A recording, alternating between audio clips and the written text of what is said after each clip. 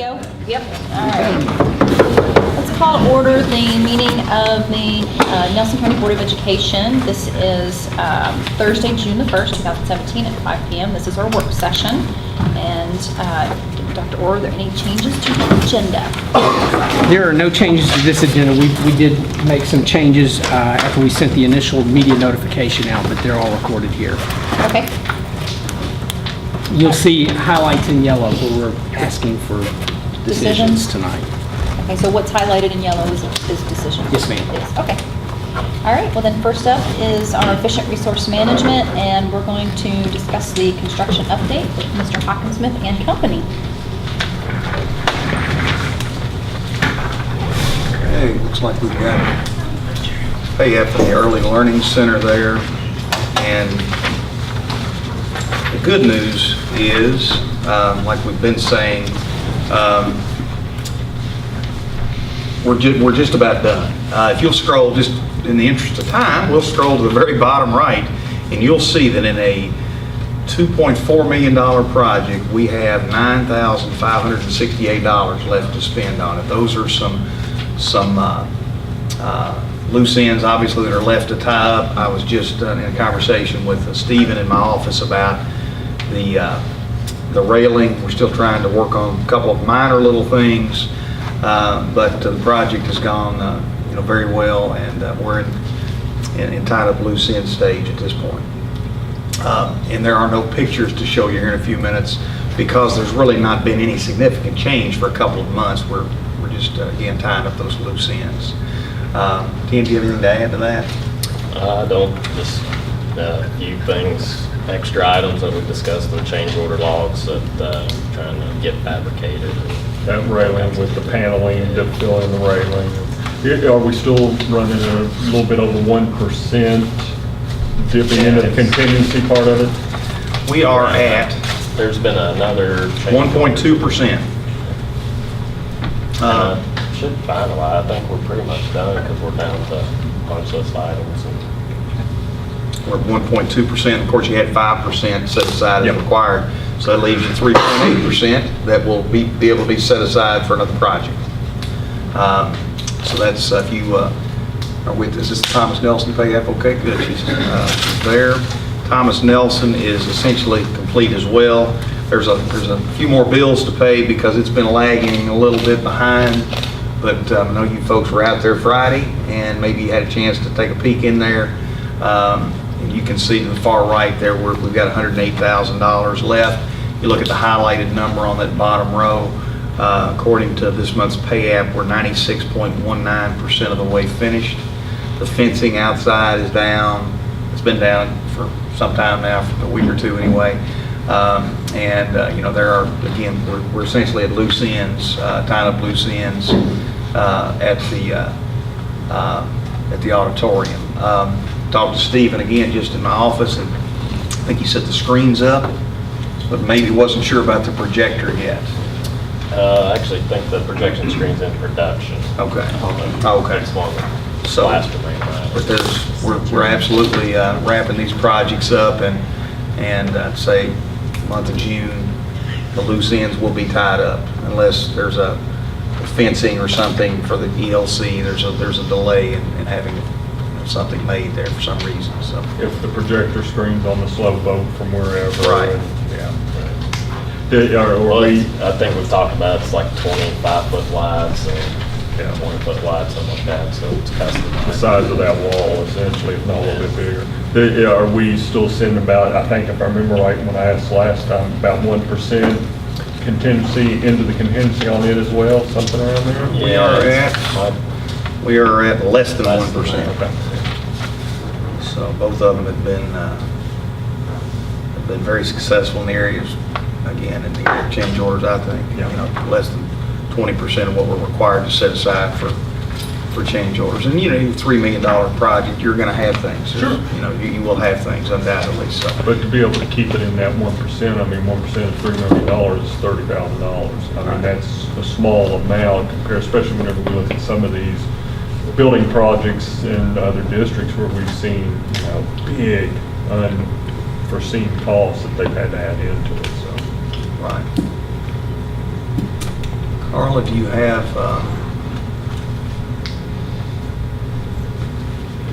oh, got pictures, okay.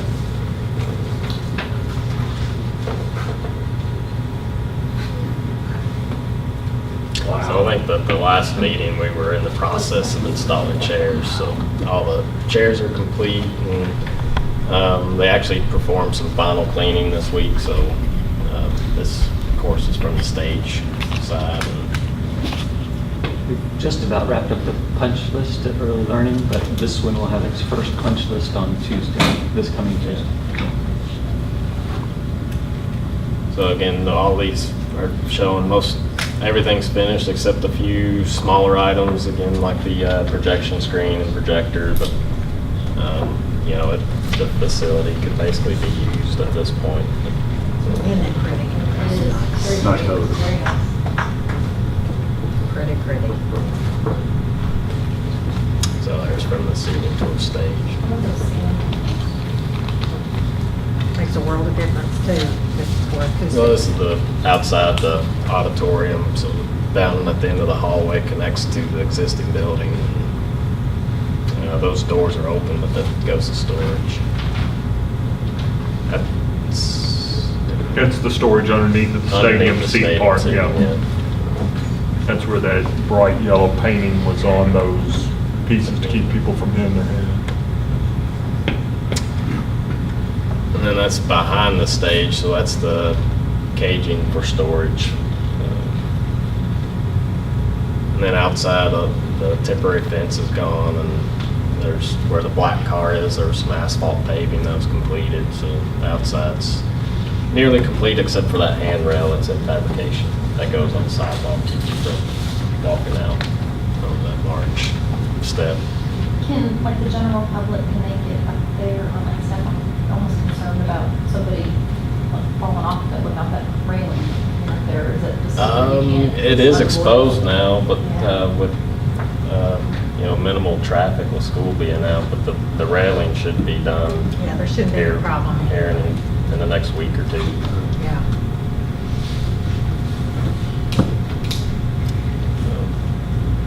Looks nice. You all have done some really good work on that. From the design to actually implementing that design that Studio Kramer came up with. Carla, do you have the change order logs? You don't have them? Okay. Stephen, I'm gonna let Stephen step up and just go through the copies that I've got here then. And just, I'll let you go through these. This is something we generally have monthly, but again, these are things, there's nothing here that we haven't talked about, I don't think, is there? There's nothing we haven't talked about in Thomas Nelson's, I don't know. It's been a while since I've talked to you guys about these things. One document that you'll be seeing come to you is one we've talked about at the Early Learning Center. There was some power and data in the existing building that had to be relocated where a window was shown to be placed. And when they opened up the wall, there was power and data. So that was tracked as a time and materials to get that out of the way. That's one we had talked about before. There was some work in 3 mechanical closets to install ceilings and rework some lighting and sprinklers that was required by code enforcement. That one, again, we've talked about before, but the change orders have been prepared for you now and will be coming, I think, this month. There's a credit to eliminate some window film. We had shown some sort of obscure film on some windows and then some colored film on other windows, and they elected not to do that. It was really just a surface treatment. It wasn't special glass or anything. It was just an applied film. So there'll be a credit of $500 for that. The modification of the steel rail, Tim's already talked about. We haven't let that one go 100% yet, so you won't be seeing that one yet. We're still talking about the pricing associated with that one. I think the only one that you maybe haven't heard about before, during the punch list for the site work, Robin Mills at Horizon Engineering, who is our civil engineer, noticed that off of the downhill side off the east side where the stream runs near the building. There's a good amount of erosion down that hill, and it's coming from the downspouts. And she recommended that we install some riprap to slow down water at the ends of those downspouts. So at each of those along the way, she's proposed excavating a little bit, installing some riprap, and that should take care of that erosion problem. So that would be a new one. And then there's one other thing I want to describe that goes across both jobs. There was a paperwork error. There was a $350 change order, which is not a big one, but it was for the Early Learning Center. And because of the way it was logged, you guys have already approved it for Thomas Nelson. And we're going to end up crediting it for Thomas Nelson and adding it to the Early Learning Center. It just went in the wrong place. So we have to do a couple of things to make that right. But it's the same amount of money, it just got logged wrong.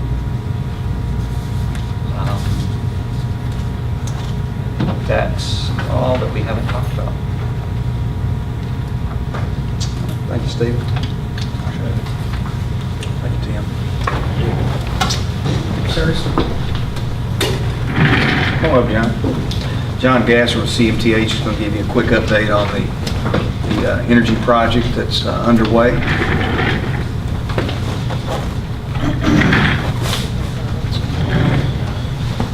So thanks to cooperation from Todd and Kevin and the principal out there, we've really been able to hit the ground running. We've been working 3 days and it's a full construction site at this point. Ceilings in the hallways have been demoed, not in the art classroom. I made sure to check on that.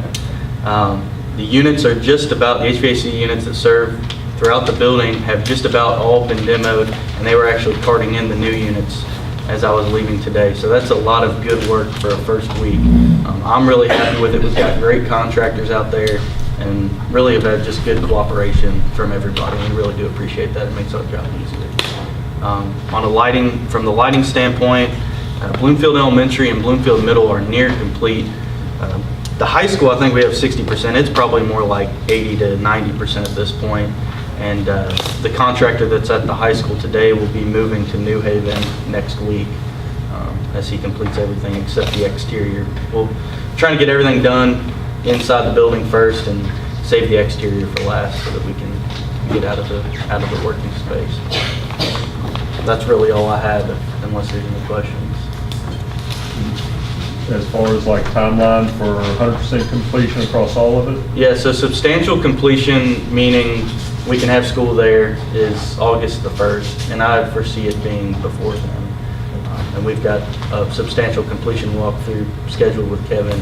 It's actually before August the 1st. I think it's like the last week of July is what we have it scheduled for. So I don't foresee any issues, especially with how good we've done to this point. So I'm happy with it. It can, like, especially out there at Bloomfield Middle, and I don't know what, I mean, like Kevin and Todd's schedule usually is, there's always the summertime custodial Right. wax and shine and, Right. make it look good. I mean, is all that going to play out okay, we think? Yeah, we deal with that every summer, and what we try to do is phase, wing by wing by wing, so that we can turn over this wing to the custodial staff, have them clean and wax, and work with them as opposed to against them. So Yeah, I remember, I think, wasn't it at Cox's Creek Elementary a couple years ago that we came back long weekend or maybe fall break and did the waxing then because we were so tight on the schedule. Right, and that's a last resort kind of thing. I honestly don't foresee that having to happen this year, but as a last resort, it's always a possibility. Contingency plan. Yes, sir. Thank you, John. Yeah, thank you guys. Thank you.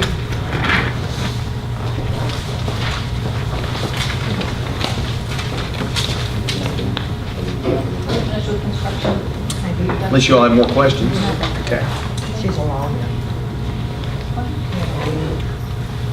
You having to leave? All right, the next up's the salary book. We, in June every year, we approve salary schedules if there are new positions. And I know you've talked and you've approved with the retirement of Mr. Coughing, the salary schedules will reflect the title of the person that will be essentially replacing him. It's not really exactly a replacement of Dave, but and there will be some other changes like that we present to you on the 20th. We're still working on that. We want to have the best information available to us before we finalize a document to give to you.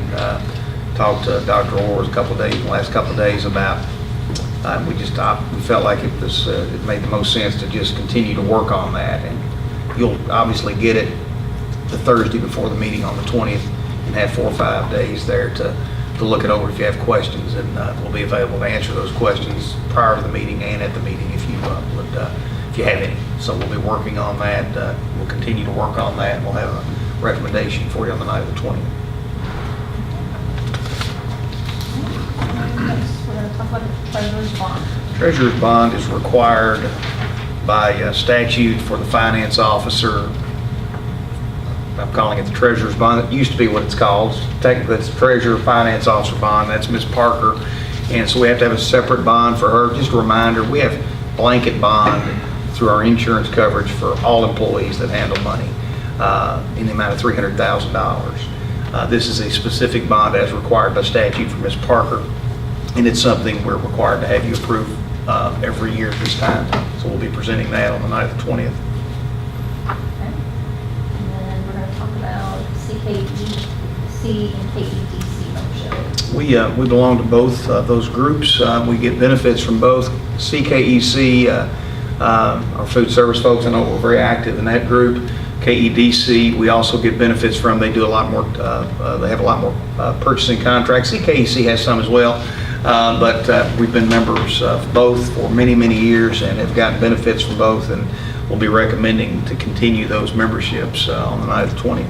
Tim, refresh our memory of what CKEC stands for. Central Kentucky Education Co-op. Okay, and KEDC. KEDC is Kentucky Educational Development Corporation. And again, we do receive benefits from both those groups, and we'll happily recommend that to you again on the night of the 20th. LTC discussion? We felt like this was something we wanted to have in the board record on the night of the 20th. The Department of Education's Division of Facilities Management is embarking on a facility review process where districts work with an architect, and they review they actually inspect and review all of their facilities.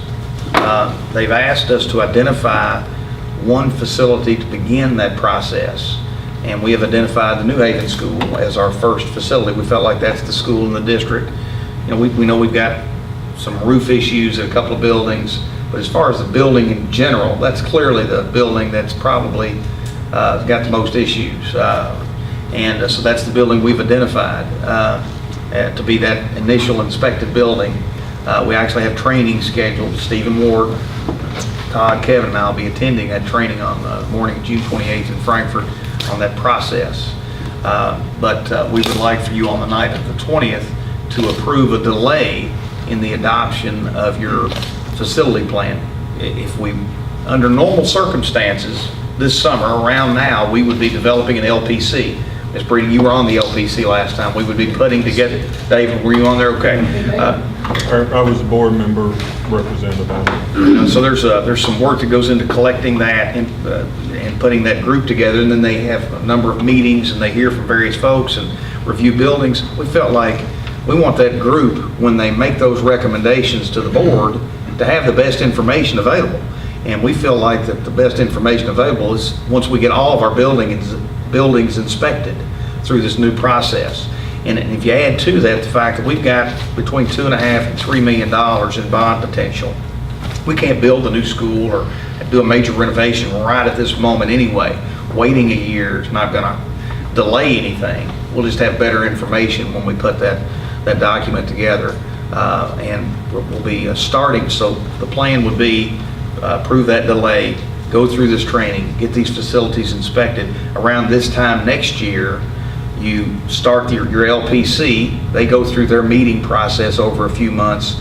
The board in probably the spring of 19 would approve the recommendation of the facility plan, it gets sent to the Department of Education and would hopefully be approved by the State Board of Education in June of 19 instead of June of 18. Does that make sense?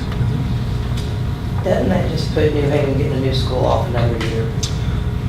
Does that put a major renovation off of them another year? Well, there's not the money currently for the, actually, New Haven is the number one priority on the existing plan. So no, it really doesn't stop that. Okay. Wouldn't stop that. It's the next priority on the existing plan that we have in place now and will remain that. But if we wanted to today snap our fingers and start a project down there, we don't have the funding for it right at the moment. We do have a good start towards that funding, and as you know, the legislature should next time when they meet in the next full session allocate hopefully an increase in the FSPK, which will increase bond potential for the district. Hopefully the district will grow in student enrollment as the assessment grows, as the economy picks up, bond potential grows. So I think the timing will work out really, hopefully will work out really well for us. We've got those, we get those inspections done, we have really good data from which to make decisions, and when we've made those decisions, we've got money to do something with, that, or to act on those decisions. FSPK is an additional increase, we hope. What's the acronym? I'm sorry, Facilities Support Program in Kentucky, maybe? I think you're right. I hope that's right. I It's just called it it's close FSPK. enough. So now, what is, that's... FSPK is state matching. So for capital funds, we get your nickels. We have 3 of them. We have our base nickel and we have 2 growth nickels. In our case, that's about $3.7 million a year. We also have your capital outlay funds, which is $100 per ADA. In our case, that's a little over $400,000 a year. And then we have 2 FSPK nickels, state funding for our facility program that we get. Most districts just get 1. Well, we get 2 because we levied that first growth nickel. And it's confusing. Actually, when you levy the second growth nickel, the state matches the first growth nickel. You all remember that now. So we get 2 of those because we have those 3 nickels. You add all that together, and that allows us to do what we've done over the last number of years in our facilities in the school district. But again, if we wanted to do something major right now, we only have about $2.5 to $3 million. Hope that should grow over the next year or 2. We should have that information. We will have that information, and that we feel like the timing should line up to where we have funding, we have information to make a decision. Yeah, I'm trying to remember. I mean, I don't remember off the top of my head, and you may, on the current LPC that's in that 4th year, the projected cost or the estimated cost on New Haven was it $9 million? I don't remember. I can't remember either. I mean, it was, I know Early Learning Center and Thomas Nelson were both in that $3 million range, which we just looked at it. I know this one was, I think, more than both. Well, I can tell you Boston was about an $8 million project when it was constructed. The new school? Yes. Yeah, I was going to say typically a whole brand new school building is around a $10 million, At least, give or take, usually, yeah. So. Any other questions on the facility planning No. process? Good to hear, and that's one of my goals, is get something complete in the school or something. Well, and if I remember right, I mean, we've already kind of been given the, yes, it'll be okay from KDE if we delay by a year. Because I think they probably recognize too in Frankfurt that with this Ameresco or whatever the name of the company. Ameresco, that's the software that's being used to evaluate all the facilities. Plus with the General Assembly in 18, hopefully we've got good info as school districts to then be able to feed into the General Assembly in 18 in the budget year. So it's almost like this is really a good thing that we're able to delay for a year. And I've got a feeling what KDE will be doing is taking the data that they gathered through this process and going to the legislature and saying, you got a lot of facility needs out there. You need to fund some of this. And we'll see what happens. But I think the timing hopefully will work out for us well. Jeremy, you want to come up, join me for the next item? The next item is the Work Ready Skills Initiative funding agreement. I'm going to let Mr. Brewer explain to you what We've been working on this for months. There's some work that has gone on at the ATC, and I'll let him describe it for you. They have asked that the board formally approve this, and so we can provide minutes, when we submit our document back to them. So I'll ask Mr. Brewer to explain to you, or to remind you maybe what we're doing at the ATC. So we applied for a grant. It was called the Work Skills Readiness Grant, WRS, Work Readiness Skills Initiative Grant. We started on it back in November and got the final word in January that we were one of 20 finalists or so from the state. Essentially, the state had $100 million to vamp up the county as far as getting a dialogue between the schools, the local schools, the community, the needs of the community as far as businesses, and then also tying in, for us, it was ECTC, so post-secondary. And I came to you all about that back in the fall. We were awarded $64,526, of which it was a matching grant. The local district had to be, to get the grant, you had to have a match on it. So what we went with, and the minimum was $10,000. We had several businesses donate to us. Some of those businesses were IHG Electric, Conway Heating, and then there was a couple of other local businesses as well, Impact Training and Solutions. Those were the three big businesses, and then the two partnerships with Nelson County Schools and Bardstown. So Nelson County Schools, on the cash match side of things, we went with $3,873.44. Bardstown City Schools went with $1,000 even, and that was proportionate on the student base that we have with the two schools, because 2/3 of our students are Nelson County Schools. So with this money, this is actually going to go towards two of our programs, because the donations I referred to, IHG Electric, Impact Training Solutions, and Conway Heating, they were all donations that were geared towards our automotive programs and our electrical programs. So with those matches, with the cash match, and then also we were able to actually count like the man hours that Nelson County would use to be able to transform two of our labs, or two of our classrooms, into computer labs. So with that, what we were wanting to do is to create two computer labs. They would roughly cost about $47,000. Automotive is going to get new training equipment that's going to estimate about $23,000, and electrical is going to get between its computer lab and some new training equipment about $29,000. So total of everything together was roughly about $100,000, $100,399. So really, I think today is just kind of giving you all an update. This is the last step. The funds are secured for the $100 million across the state on July 1st, and I believe this is the last step, which I think just needs a signature if I'm reading it. So in a nutshell, you're getting $100,000 worth of stuff for $3,873 of your money. So, let me ask on that, because I was looking in the document on page 3, and it talks about the recipient contributing a match in an amount no less than $35,873.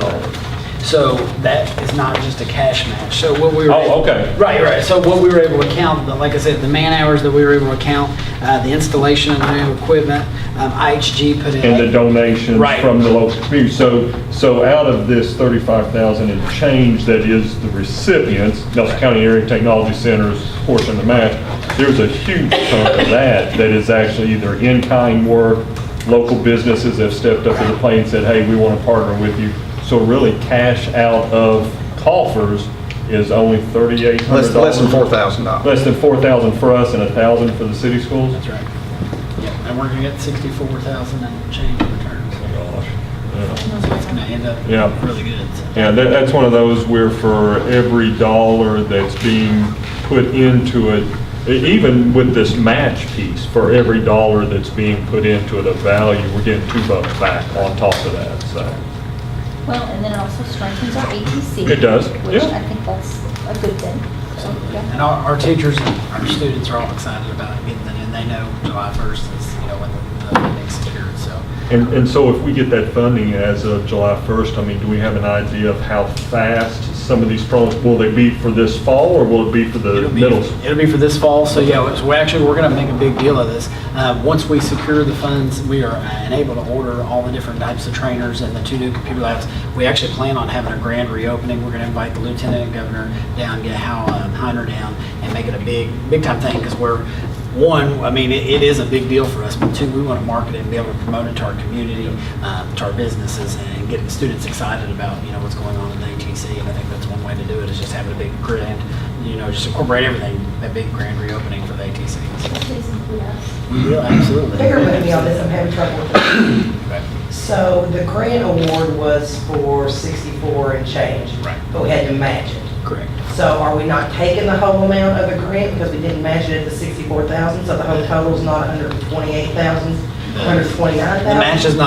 The match is not calculated with just cash. It was calculated with man hours. So we're getting the full amount then? right, correct. Okay, I just want to make sure that we weren't leaving government money behind Right. by not having enough private. We asked for the full amount that we were able to estimate between the man hours of Nelson County and ISG Electric, where the man hours came from, plus the donations that we got that were non-cash. We took it to the max on the match for the. Okay, so we're maxing out the grant. Absolutely. Okay, that's what I was wanting to make sure we were maxing that out. Cool, thanks. Any other questions? So since this is a yellow item, right? It's a decision, so I need a motion to approve the Work Ready Skills Initiative funding agreement. Motion. Mr. Jackie made the motion, and a second. Second. Mr. Norman, second. All in favor? Aye. Any opposed? Motion carries. And, I mean, this is also because of you, Mr. Doerr. I mean, every year on graduations, you're always there. I see you at events that are not ATC center events, and I don't know how it is with other ATCs around the state, but I know before you, we didn't really see that instructional leader of the ATC around that much. So, I mean, all this is kudos to you and what you're doing. It's what's best for the students. I think the more collaboration we can have between Nelson County schools and us, the better for the students. It's called marketing. That's it. That's why I'm a business teacher, and that's where I'm I'm saying at. it's called marketing, and it makes good sense. Absolutely. We're after kids that want to come and be other than college, and Right. as long as we find kids career ready, that's And we part want to hire of it. them. Yes, and we can actually And keep hire them them local. at a factory or business or whatever. It's wonderful. Thank you. Thank you. Awesome. So the next up is our college and career readiness. Ms. Brown, you're up with the 2017 Senior Scholarship Awards. About this time last year, you asked for some numbers concerning the scholarships that our senior class received as they graduated from each of our high schools. So we have a slide that's going to come up that's going to show you what our folks did this year.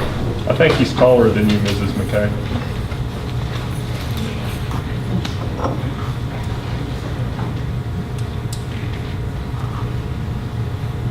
You must have had like a huge growth spurt over the last year, because I don't remember you doing that fall. Yeah. He just finished 8th grade, right? Okay. Yeah, I think so. While we're waiting for them to ask the question, do we track post four-year degrees? Do we track doctorate degree scholarship money and that type of thing for the district? We do not. We track them to see if they made a successful transition to their future, but we have not tracked any other things that I know of.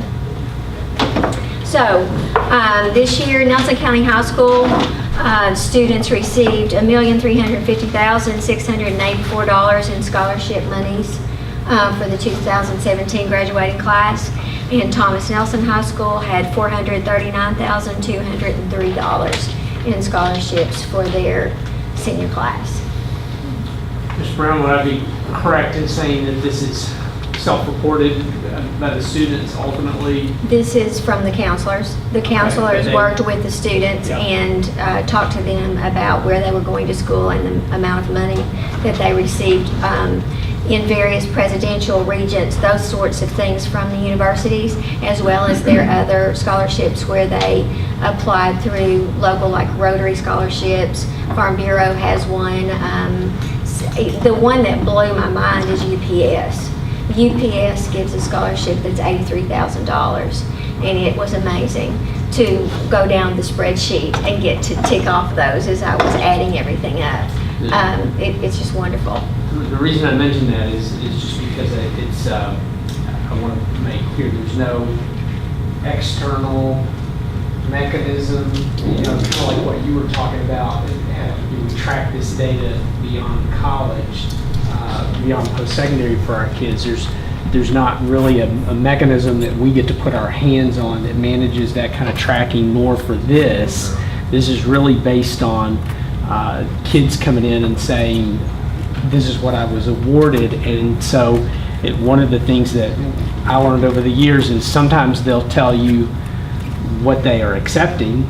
Sometimes they leave out the offers that they are rejecting. And so I think as we continue to collect this data, we'll get in better habits of getting a bigger net to say, tell us not just what you're accepting, because we have a lot of kids that have opportunities and they'll turn down a lot of the money, and I think it still is a reflection on the quality of kids and the quality of work that's going on. So I just want to put that out there. We get those offers like the Center and Transy that may be $20,000 a year, but it may be a $45,000 to $50,000 a year college. Yeah.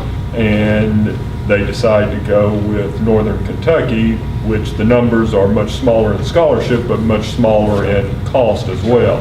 Yeah, because I was looking there, I'm pretty confident, my gut tells me that, like Thomas Nelson's number, that's probably low. That most likely is what is self-reported, because both schools are relative in size, a little bit of difference in student enrollment, but pretty close, and for it to be that much of a difference there. My experience was that it's never Yes. over-reported. Well, I mean, we're talking about at a minimum, $1.8 million worth of scholarship awards between the two schools. That's at a minimum. There's probably a good chance that it easily topped 200,000 if not pushed toward, I'm sorry, 2 million, if not pushed towards 3 million with the ones that they just left on the table and didn't talk about. Well, we used to encourage kids to bring their letters in. They still do. Verify. They still do. Okay, yeah, any kind of letter. Mhm. Didn't make any difference. You bring your offers in and we used to total them up. It worked like that. That way you had proof if anybody, That's what they do now. We Yeah, have proof good. that this is, yeah. How many students are reflected in these numbers? Do we know that? Is it 100 at Nelson County and 100 at Thomas Nelson? I did not count them. There are probably, from just what I saw as I went down the scale, Nelson County probably had 20 to 25 more students involved than Thomas Nelson. But that could be low. I will bring that back to you on the 20th. I can get you that exact number. Yeah, I'd like to know what percent. Okay. I'm just looking for a percentage, 10% at Thomas Nelson, 15% at Nelson County. I'm just wondering what the percentage is there and why the differential.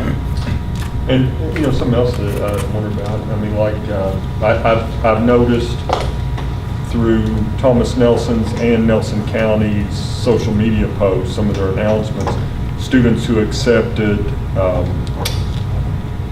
enrollment in armed forces that also then had money attached to that too.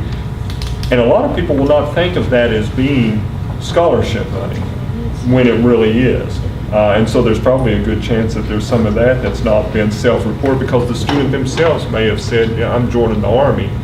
And they didn't finish the sentence and say, because I'm going to get $20,000 worth of GI funds or whatever the dollar amount might be.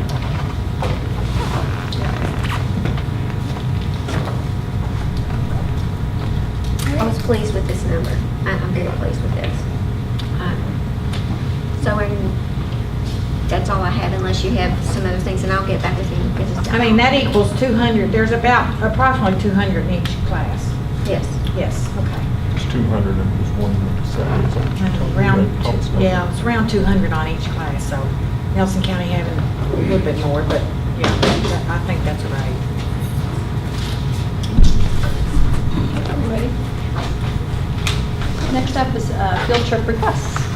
So, for various reasons, such as coaching changes, waiting for more accurate numbers as opposed to estimating the number of students, our teachers and our coaches were a little bit out of the timeline at this time in asking for overnight trip requests. The basketball change at Nelson County High School, the FBLA was trying to get several trips going different places together, and then Thomas Nelson's FFA was trying to wait for specific and accurate numbers as opposed to giving me an estimate of numbers. And so that delayed some of their applications so that they didn't get them in a timely manner. So we are working on ensuring that from this point on that we'll get this right. But we can't wait until June 20th. So what I would like is to ask you to approve these overnight trips for these groups of students at both high schools so that we can move on and ensure that they get to participate in these activities. Okay. Then I'll need a motion to approve the field trip requests. Motion. Ms. Berry made a motion. Ms. Dye second, all in favor? Aye. Any opposed? Motion carries. Thank you. Now, please Thank begin. you. All right, then, next up is our master schedules with Mr. Weathers.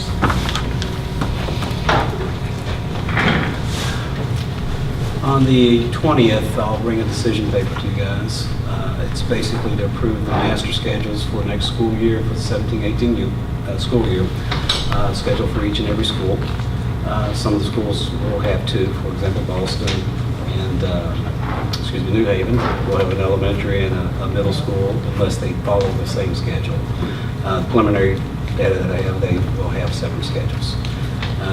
Again, this is basically saying start time, stop time, any non-instructional time, for example, recess or lunch. And then we convert it over to the number of hours for the school year and make sure that we meet state requirements. I want to ask a question. Yes, ma'am. Okay, when in general, when you talk about master schedule, what exactly are you talking about? The master schedule that's required simply by the state is start time, stop time, non-instructional time. So we do have other schedules, for example, when is first period, second period, third period, how many minutes, and that's a little bit more complicated. It has to be done also so we can build schedules. But for this purpose, what we're looking for is how many instructional minutes and how many instructional hours. More importantly, how many instructional hours for the year. That's what the state is trying to do. That's to meet the 1,066 hours. 1,062. 1,062 and 170 days. 174 days and 1,062.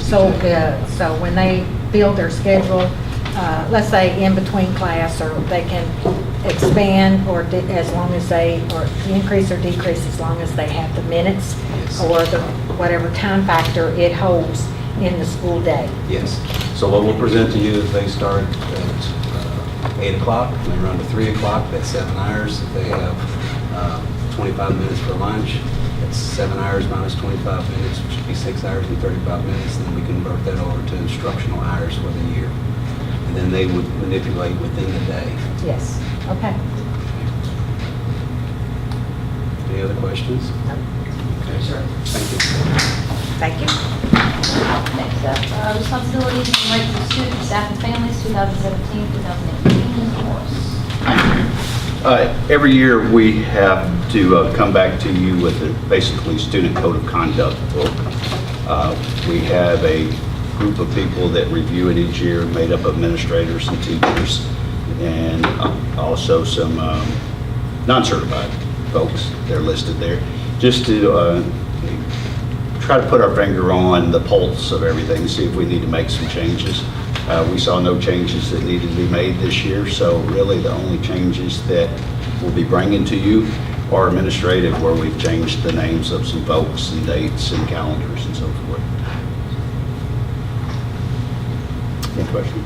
Yes. I want to see the code of conduct. Is there any way I can get a copy? I can get you a copy here in just a second. Thank you. And you've got access to. Is that it up there? Yes, you have access to it. Okay, well, I haven't had time to get I can give you a hard copy if you I prefer. prefer a hard copy, I please. can give you one I have some in my office. Okay, so you want us to, I mean, we don't have to make a decision on that right now, do we? No, ma'am. Not tonight. Thank you. No, ma'am. It's, Okay, that's what I'm I just wanted to saying. let you know what we're going to be bringing What to you're you. gonna be and it's- bringing, and okay. Really, some years, we've made some decisions on some changes such as dress code or some behavior. There was not any brought to the table. There was no recommendation for any changes. So again, the only changes that we have as of now is just updating dates and folks and so forth. Okay, so it's not out of the realm of possibility that we could have something to say? Absolutely not. Okay, that's what I'm saying. That's why I wanted Yes, ma'am, hard that's- copy to Sure. go through, okay? Be happy to get it. Okay, thank you. Yes, ma'am.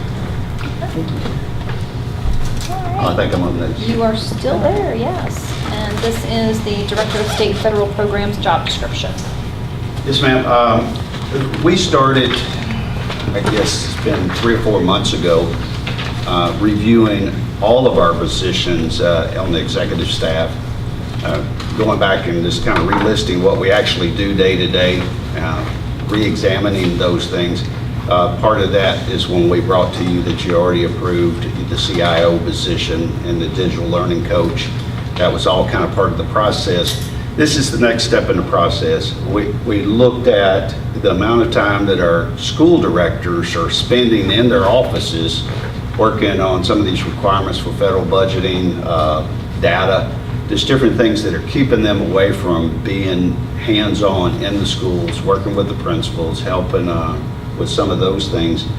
We wanted to come to you with a new position, Director of State and Federal Programs, that would take a lot of these things off our school director's desk, basically, to give them some time to be more in the schools, doing things they do. We, as a administrative staff at the district, are pretty thin compared to most districts our size. We had at one time a director of elementary, a director of high school, and director of middle school, which we no longer have. Most districts near our size or bigger, you have one person that just does testing besides. So we, feel like we're spread pretty thin, and we want to put more attention in the schools, put the directors in the schools more, and take some of this off their desks. So that's what this is about, really. So this job description is a new position Correct. that is kind of developed on duties and responsibilities that are kind of pulling off of other positions. Yes, ma'am. in As it developing a stands right now, full-time- if you look at each one of these positions, or each one of these things that are listed here, duties, they're done by the Director of Secondary Education, Director of Elementary Education, and Director of Special Education. And as you can imagine, the budgeting and record keeping and all of, or each one of those programs, those federal programs, requires multiple hours that they could be spending working, developing teachers, developing principals, working in the buildings. Did I also hear too that some of these types of things, building level administrators are currently being wrapped around the axle on? This would give a chance to take some of that load from them to where they can be in the classroom or doing whatever else. Well, as you see a couple of the bullets there, assisting in data gathering, assessments, and evaluation of programs. All those kind of things can support our principals too. So it's not just to take something off the director's desk, but a lot of these are to support for the implementation and the management of the programs in the schools, besides the fact that it would give the directors more time to be there too. Okay, I want to go to that first page, where it says, preparing, training, recruiting high-quality teachers and principals. Are we taking away from your job? No, ma'am. Okay, I'm just going through. I didn't say do without your job, I'm just saying take it away. Title II is a federal program. Yes, it is. That has to do with that. Okay, that's why what it's I'm there. saying. So it's we tried to kind of lump as much as we could the federal programs there. No, I'm not going to work myself out of a job with the job description. I wouldn't either. But, Okay. it is to assist with Title II, which is, can be to help develop teachers, pay for licensing, additional training, all those kind of things. So it's Title II, prepare, it's that part of Title II? Yes, sir. Okay. Yes, ma'am. The very first part, instructional leadership, supervisor instruction K through 12. Instructional leadership, principalship. Explain, please. Probably should have a comma there, between leadership and principalship. We look at that somebody to come in and do this job needs to have instructional leadership of K through 12 or instructional leadership principal certification, director of special education. Some ors there should probably need to be added if that's not clear to you. One doesn't have to have been everything there, but those would be desired background for a person to do this job. So Okay, that's what I'm saying. You're saying desire, but then on here it doesn't give you that perception. Okay. You know, yeah, I'm not sure about this part, people. If we don't, I'm not sure about This the is pay the part. third, I mean, this is the third job description that we've seen, and if memory serves, and I could be mistaken, but I just kind of see different formats, and This is the same format. This is the same? Yes, ma'am. What I miss on the other ones? Okay, I made sure that because I knew that would be one thing that, I mean, this is the same format I pulled the CIO format. Well, because, I mean, the thing is that, and I get exactly what you're saying, Diane, because when you're talking about qualifications, if you want them to have it, it needs to specifically say, this is what is required for them to have. If it's desired, or if it's a plus, or it's, recommended, that's something that's completely different. And because this would require a lot of money. If somebody's got a Right. principalship, as opposed to Yeah. someone that doesn't have one, Yeah. or somebody that's got a rank 1 or 2 or whatever would require a lot more money, or at least Yeah, the money. pay scale's gonna be More different. money, skill set, Yeah. yes, than what it would be just somebody stepping into the position. Well, I think Not this is right? I think the intent is that this is a high-paying position, that we need somebody here that, I don't want somebody in here that's not going to be. I don't think someone. This can is a manage- high-paying, this is a director-level job. I think it That's is. what I'm saying. Yes, we are looking for a high-level employee. We're looking for somebody Yes. that can manipulate through all the government Yes. issues and all the This is a government- big deal. Yes. Let me ask this. So qualifications, the qualification is having an administrative certification. Correct. And then is it open parentheses such as instructional leadership, supervisor of instruction K-12, or instructional leadership, principalship K-12, or director of special education, close parentheses. Correct. So it is that the person must have specifically administration certification, and the examples of administration certification are, for example, those 3 that were just mentioned there as examples. Well, pretty much this is going to have to be somebody that is either coming from another school district that is a tenured employee there, because that's what it takes to have this type of position. Dumb this down for me for a minute. This is not a teacher. This is not a principal.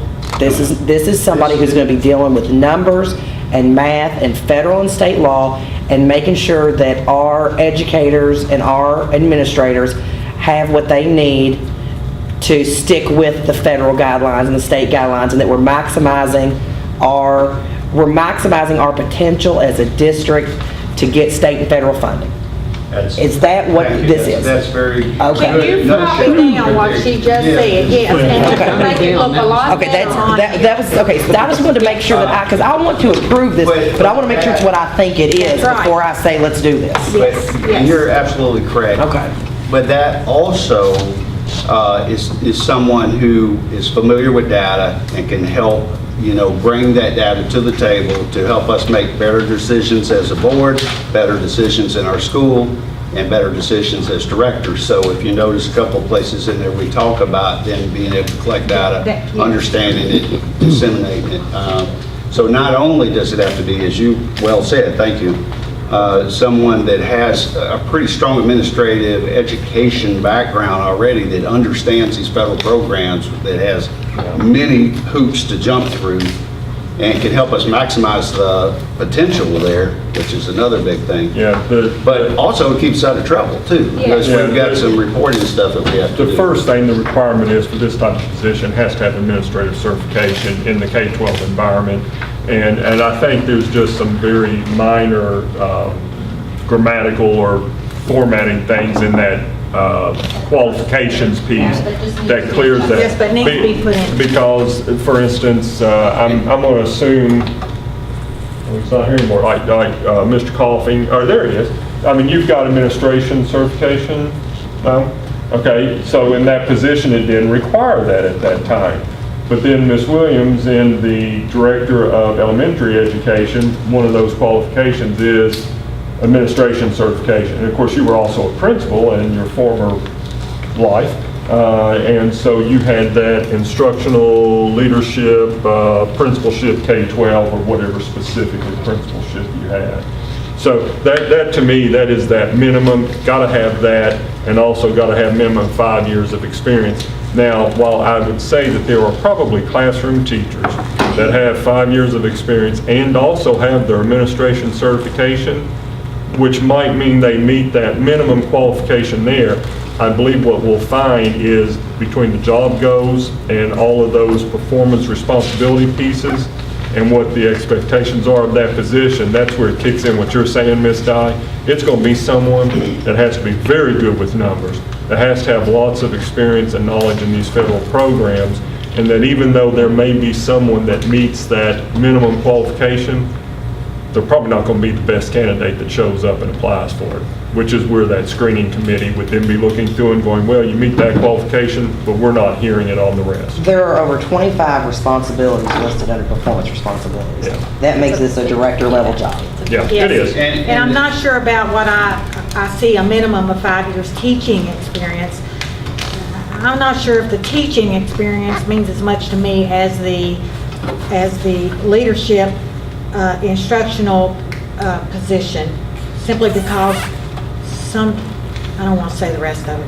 Anyway, I don't know where Would you that 5 feel more years comfortable if teaching. we had a minimum of 5 years supervisory experience or 3 years supervisory experience? We may or may not find that. We're talking about numbers, not people here. I don't care. Yeah, we're not talking about that. I'm not as concerned how you interact with people as I am concerned how you can interact with numbers and words. That's right, and the government. This is a numbers and words job. Yes.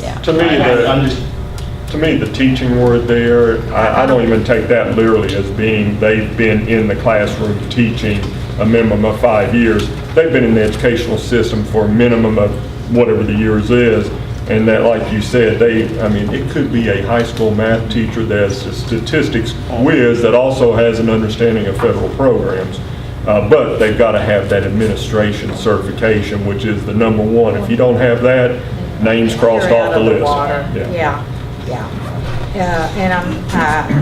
And I don't know even to say really a director of special education. Because because there's a director of special education doesn't necessarily mean that they're capable of as numbers like we're talking about as a number. It's helpful. It's very helpful in communication skills and what we need to do with what this person will need to do. And probably to understand more of the federal guidelines or the federal. And I think that's what they were getting at. Yeah, but that's what I'm saying. Keep in mind, those are 3 examples of administration certification. Why don't we Yeah. just change it to administrative certifications and not And then list begin in the end. specific? And then forget about the list. So we would, right, not limited to 3. If that would please the board, would be. I mean, I think that was fine, because I think that. Because it wouldn't you're not- specify. You're not pigeonholing somebody into a specific, where you're kind of making a little bit more of a broader kind of a requirement for these skills. So Yeah. administrative So, yeah. certification. I'm and okay with eliminating. You want to take I think the that just- minimum of 5 years experience Yeah. off too? No, they need to I have do. experience. I think they need to have some experience in I see. K-12 environment, because if this is someone that doesn't have knowledge of K-12 federal and state programs, They are learning on the job. So what Yes. if it's, I don't know, I guess you But they're could not do that. teaching.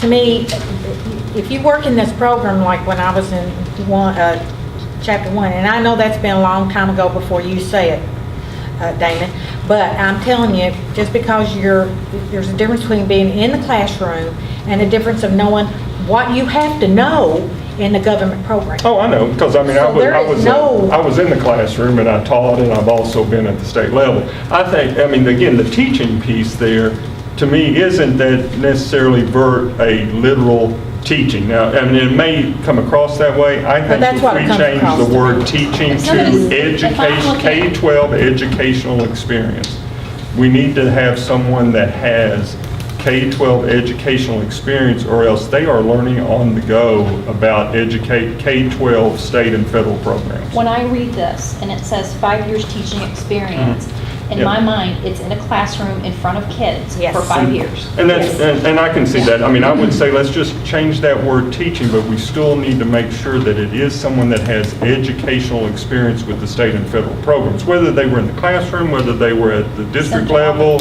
And I'm whether they were at the, okay with that. Yeah. Minimum of Yeah, 5 years okay. K-12 educational experience, Yes. would that? okay, Yeah, that- with that's knowledge a- of federal programs. Yes, That's an easy change. Yeah. I agree with that. I'm okay with that. Okay? I think we're good. This is a decision. Yeah, it Everybody is. good? Yeah, but we Yeah. got to get it down right because, Yeah, because you you know, gotta we make a want. decision. The only thing that I had a question about, and this may not be, I want to be consistent with our other job descriptions that we're doing. Yes, ma'am. And that is in that I don't see that there is an expectation for success listed out in this. I see that there are about 27 responsibilities, but I don't know what defines success in this.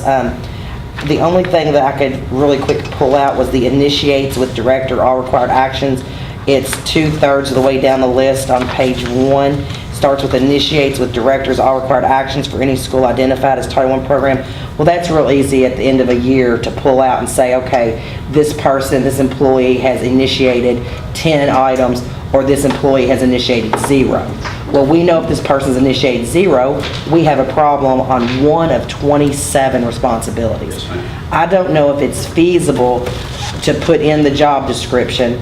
I want to know what makes this successful at the end of a year, that we can sit, or that Dr. Orr can say, okay, I've got, this person has done great this year. Here's what the job description is, this is what they did. Or at the end of the year, I'm sorry, this person has failed, and this is why they failed. And maybe it's because That would be tied to the because I don't have, is that where that's in the performance? You tie- Okay. you tie it to Yeah. the- Yeah. Okay, that's me just, okay, all right. I don't, So that doesn't have to be included in here? Yeah, you don't, Okay. you don't have to include those We in the have- job description. all right. Basically, your job description describes exactly what the major responsibilities. And I think this covers everything, Of what that right? individual is going to be doing. Okay. And yes, and it's the scope of the job, you know, and they've got it. Yeah, I think so. Okay. it's, and I mean, whether it changes name, the PGES, the Professional Growth and Evaluation System, would be, okay, here were the things that you were supposed to have done. I'm making Just so- I'm making this up. Just so whether I you're one, so understand, at forth, the end of the year, if I come in and say, well, Yeah. this person never prepared or submitted a federal or state report related to each program, I'm just Yeah. making that up, because clearly that's not gonna Yeah. happen. You know, I don't want somebody to come in from the outside either and get on Anthony and say, well, they never did this one thing out of 27. So what you're saying is it doesn't have to be in this job description. Right. That will be through the job evaluation process. Right, so that's an accountability thing. And it's totally separate from this. Yeah, between I'm good with that. whoever Yeah. Okay. takes this position Okay, and just, then. Bob, give me let's say on that language skills, can you just change one word? absolutely. Okay, if everybody agrees. Ability to respond to common injuries or inquiries, and complaints from customers. I would prefer if we had a different word other than customers, because it sounds like we're in a store. You know what I'm Citizens? saying? Huh? You wanna change it to citizens? What do you wanna change it to? I just, that customer, it sounds like we're not being. Yeah, that should be in there. Yeah, I don't like the customer. If we can find another word other than customer, because it just sounds like to me. Well, from stakeholders is a common word that we Yeah. use in. Yeah, just. So if we're just That's a- going to make a change, can we use Commissioner Pruitt's shareholders instead of stakeholders? There we go, I like that. I just- Shareholders. I just think we need to find a different word other than customers. That's impersonal to me. I mean, it just sounds, ugh. Okay, and then I assume this is correct on basic use of concept of basic algebra and geometry? Yes, ma'am. I think Well, it's that let me almost out right there. impossible Okay. To do this job if you didn't. That let me out. Okay, and then, let's see, main branch of and common school. Okay, now on that last one, other skills and ability to apply knowledge, and I'm not gonna read the whole thing. Can we include something to have to do with not only between relationship with students, staff, and community, and school community? How about including some kind of a statement about parents or, what am I searching Again, for? shareholders. Shareholders. Okay, Again, throw shareholders in there again, because the parents are shareholders, They sure are. and you've got to be able to deal with them. So I think that's probably what's intended when it says school community, but if we, or. Replace school community with Replace it and shareholder. put something more, yes, please. Okay. I'm through with mine. So can I go through and just catalog what I think we've got for amendments to this before anything else happens?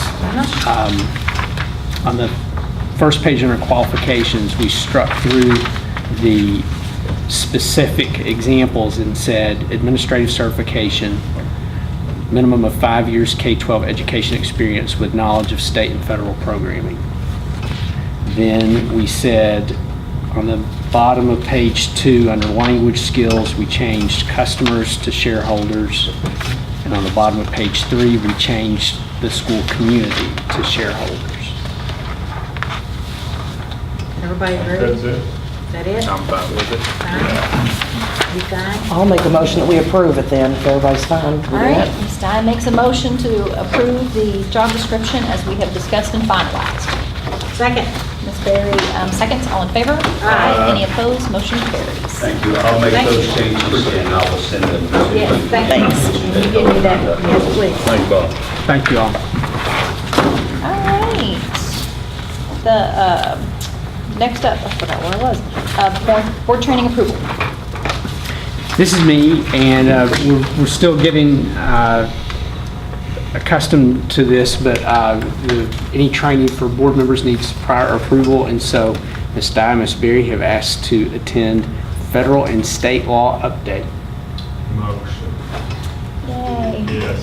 But, and I say that because, I mean, I It'd be think, good I for am her, glad, yeah. while we all have to be a little bit of an expert in all the areas of K-12 education, having someone that's got that legal mindset to be able to look at these things through that different lens is going to be helpful, and this will be a great opportunity, I think, for us to finally get a hold of some of that with you being able to be part of that. Not that you aren't, but, I mean, having that legal mindset. This made a lot of sense for me. Yeah. I would tell you that Tim Hawkinsmith thinks everybody in the community ought to be educated on this so they can understand too. the complexities that It is very face. complex. And I had put in a request for KSBA to do this in a much smaller scale at meetings, because we don't have enough, because each year they keep updating and updating or downgrading or whatever, and everybody doesn't know that unless you go, so. Yep, so there's the motion on. All right, so I have a motion, and I'll need a second. I'll second. Mr. Norman, second. All in favor? Aye. Any opposed? Motion carries. Thank you. All right. Safe and caring environment, policy and procedure update with Mr. Morris again. As he sits down, he and I talked about this today, we have not done this with Ms. Dye, and it's been a while for the rest of us. We kind of worked through some of this based on tolerance of How seating long comfort you and can so stand forth. going through policies that one setting. So, What I can say is, none of 3 these days. changes are locally generated. These are all, to me, either new interpretation of federal law, new federal law, Senate Bill 1 caused some of the changes. So many of them are literally just a word or two, and none of them are hugely impactful, but, we have to go bring them all to you. So I'm going to have Carla just kind of scan through them kind of slowly, and we'll talk about each one just for a moment, and if you see something that we want to talk more about, please stop. And don't start scrolling just yet. Ms. Dye, for your benefit, if you notice up at the very top of each of these, and since we receive policy services from the Kentucky School Board Association, one of the nice things that they do for us, you'll notice any changes on this first policy, it gives whether or not it's a legal requirement and what that legal requirement might be, or if it's some other reason to change it, and then if there's any financial implications. This first one here I'm familiar with because there have been some complaints filed around Kentucky that websites of school districts and even KDE, the Department of Education's website, was not ADA compliant. And there are tools that can be used that will point out and flag, here's the things that need to be changed. And so again, that's at the very top, that's a quick way to assess what the policy modifications are about. Thank you, Mr. Jackson. Just one more reminder, would say that policy changes require 2 readings, procedure changes 1. So we go through 1 here, and then the second would follow at the next meeting. And we do usually put those in the consent section because you've got an additional opportunity to review them before the meeting that way. So, Mr. Jackie said this one for us already.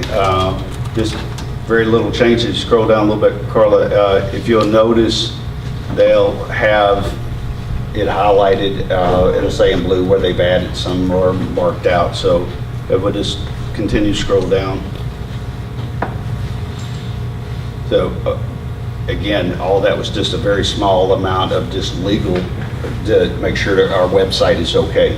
So if there's no questions, we'll just keep on going.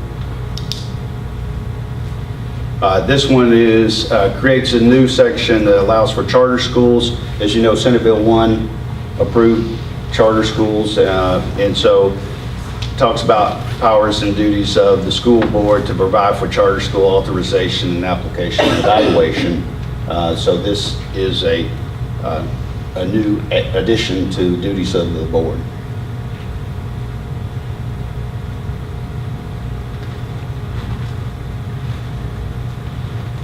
Any questions or concerns on that?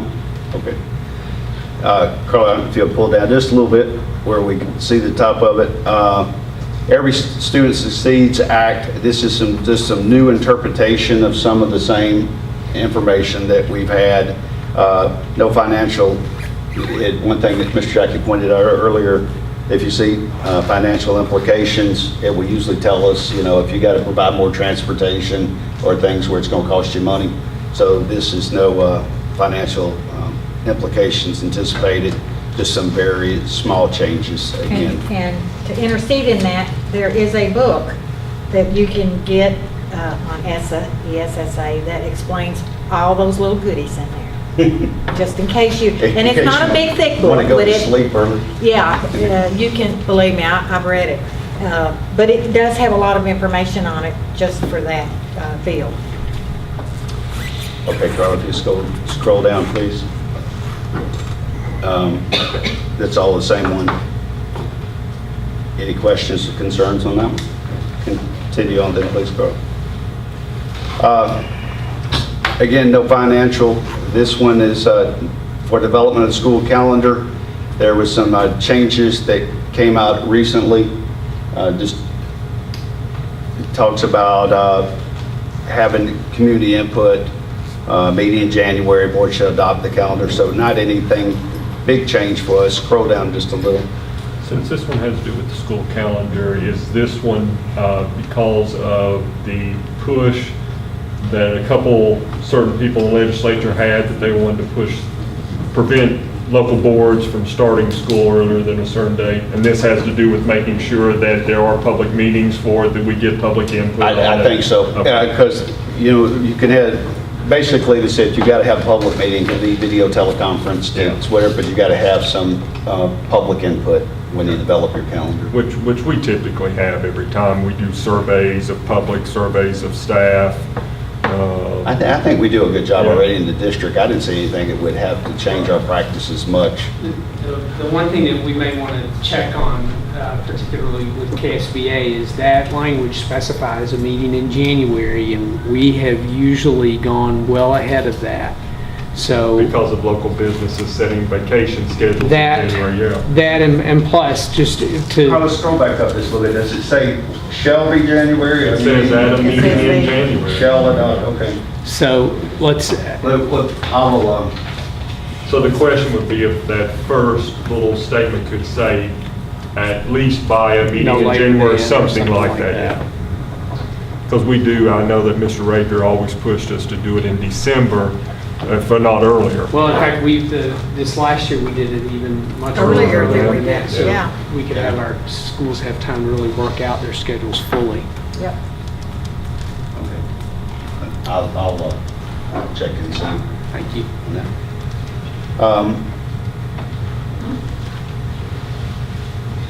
This is it was just strike some verbiage that says about when the meeting has to be for contract for renewing for the superintendent. And if you can see up there, it says recommend there's no statutory mandate for meeting as early as practical. So it's just a little bit of verbiage change there.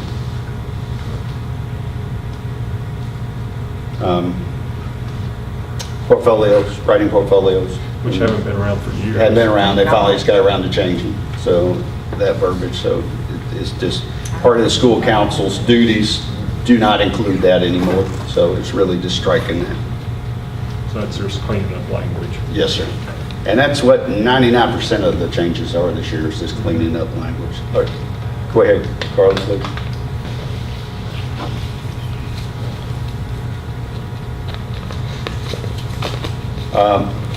Let's see. Oh, principal selection process. Dr. Orr and I,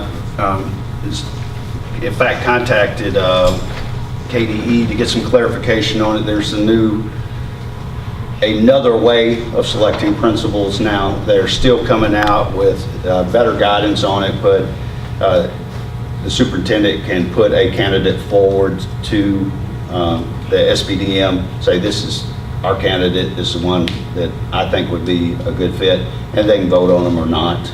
And then they can still go back to kind of the old way of choosing their own.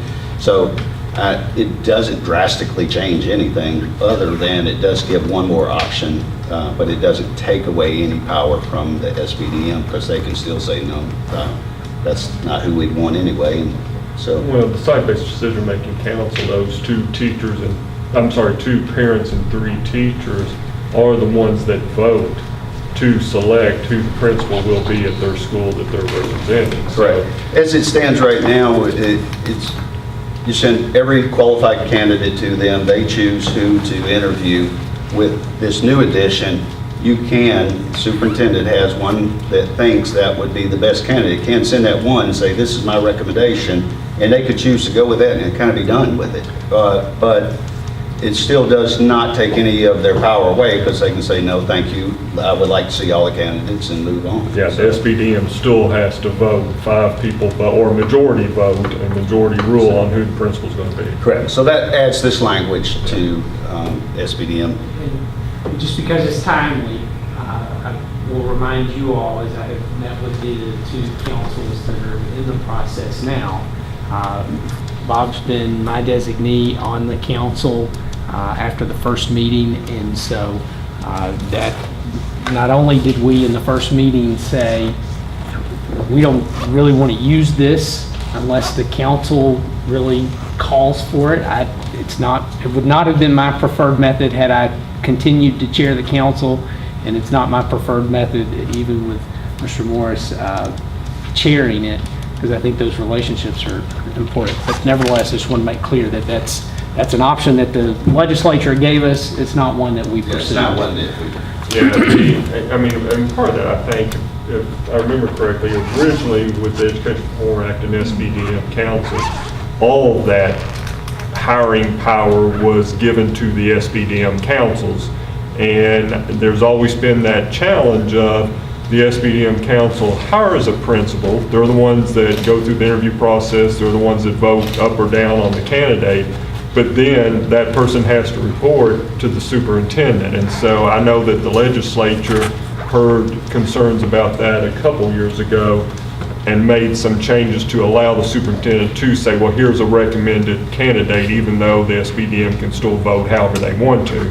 And we follow a lot of, the state follows a lot of Jefferson County. They've had an alternative selection process for many years there that's much like this, that they put forward. They go through a screening process, they put forward what they think are their best candidates. So this is a lot to following JCPS. Any questions, concerns? Yeah, they're doing really well. Achievement gaps, they did have this as a biannual, now it's annual is the only thing that's changed on that, so.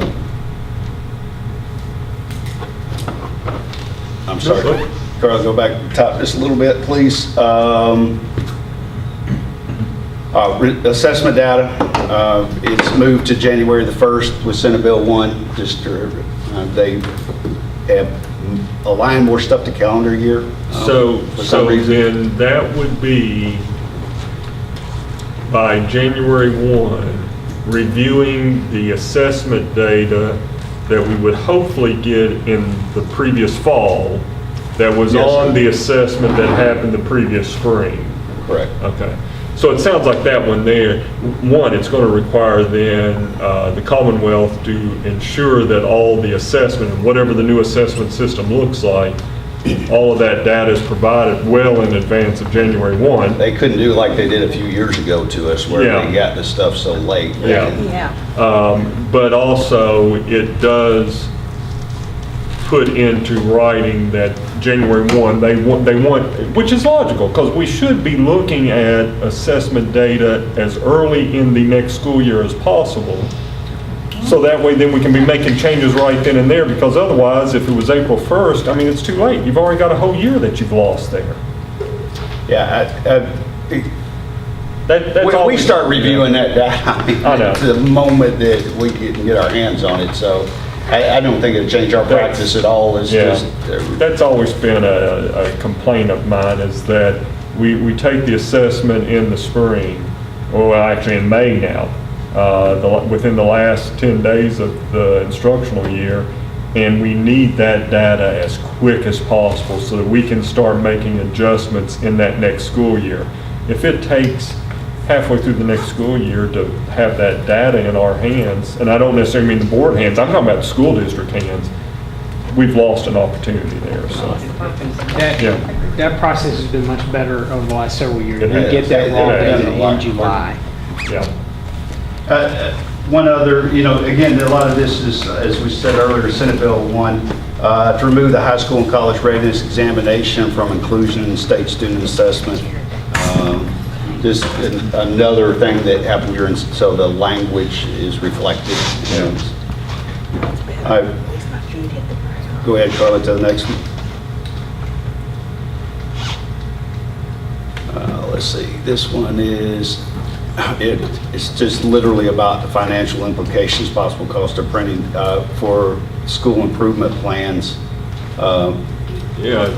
This has to do with school report cards, doesn't it? Develop report cards that include timely, essential information and inform educational improvement of all students. I mean, it's information that we've already been. Yeah, it's that school report card data. Does this imply we're going to have to go back to printing school report cards on physical paper versus being able to point the public towards the district website or KDE's website that has the school report card info? That's not been my understanding up to this point, but we'll figure that out better, because I know at one time KDE. It does sound like that when you look at the same cost there, but I'm like Dr. Orr, that's not what I had understood when I reviewed them. But I know at one time KDE printed report cards for all school districts. Then as a cost-saving measure and the fact that technology was so much more prevalent, we started pointing people towards the website where that information was in the same format, just on the website. But also know that there's been some changes the past year or so in decisions on, like, audit reports have to be published versus being able to be put on electronic websites, so. I'll double check. I've got notes on most of them, but Because if that is the case, that's a cost we're going to have to take into account moving forward. Let me point out, we've been on this about 15 minutes, and you're about a sixth of the way, a little more than a sixth of the way through, so. just 5 more minutes and that's it. Okay. You got me as long as you want. Well, I'm just saying, 5 more minutes and that's it. So move fast now. Okay, requires district with Head Start programs that results of criminal record checks. We already do that. You know, we run criminal record checks on everybody that we hire. So that one's nothing really to us. Okay, we've already had this requirement, it's just a little different format on sending it out if we have a, Title I or other school, or this requires us to notify if students are being taught by a teacher who's not fully certified, and that's been for years. But they do It's have an just- emergency certificate. Yes. Okay. Or if we have a long-term sub in, or, Yeah. whatever the case, we're just required to notify them. But it's all backed up on paper. New format for doing it, a new form to do This is that. 4 consecutive weeks, so we can do it for 3 weeks and then put one in for a week and then come back. That, to me, that's in response Can't to guarantee. schools that may hire a non-certified for that area or non-certified period as a long-term solution, which nobody wants to do, but some But people do it. sometimes it happens. Requires coaches to have CPR training. We already require coaches to have that. This one was payroll distribution. What was this Direct one? deposit. Direct deposit. Which We're already direct We've been deposit. 100% for a while. Yes, sir. Salary deductions, they took away where Jefferson County, honestly, is the one to point to again, would automatically sign you up for the union and not tell you. Well, right to work. now it's a right to work. They have to tell you can opt out of that, and you don't have to have those deductions coming out. So that's basically what that's about. Domestic dating violence reporting, it's just the requirements to report that to law enforcement if we have evidence of that. It looks like since that one there is an entirely new policy. I know there was a bill that was being pushed 2 sessions ago, I guess maybe it got through this past session, on requirement to report that. Yes, well, they pushed through not long ago some more requirements to report suspected child abuse and domestic violence. It was all kind of part of it, and that's this verbiage and we've already we have reporting procedures in our district that have been in place for years. We have avenues for people to report that in the district, and also our administrators know they're required to report any. I know there's been a push of late about dating violence, so, yeah. That's some of the language added, it was the Right, dating right. and so forth. Evaluation system, we're waiting for the commissioner to give us more guidance on that. We talked about that at meeting 2 back, where we made no recommendations to our evaluation system changes this year. They're going to allow the district now to be more controlled, but we're waiting for more guidance back from KDE before we changed anything. Evidence-based professional development, just which we're already doing. I mean, part of, if somebody asks for professional development, we look for it to be evidence-based. We look for it tied to their improvement plan or the school's improvement plan, and that's just kind of stating the obvious, telling you to do those things. Let's see what this one is. Criminal record check. Criminal record check we run already on everybody.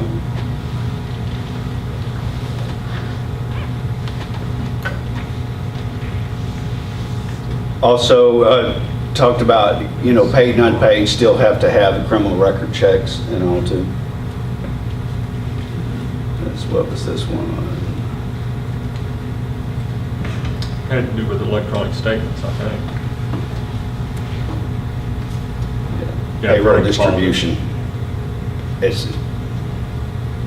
It just, it talks about if you have overtime, whatever, superintendent has to approve it, has to be approved by the designees. Oh, these are the same, some of the same ones for classified, Yeah, whereas the they other give ones them were to you all certified. again. Yeah. You know, you have one digit change for the Yeah. classified. So Carla, if they don't have any questions, you can just run right through those classified because it's exactly the same stuff.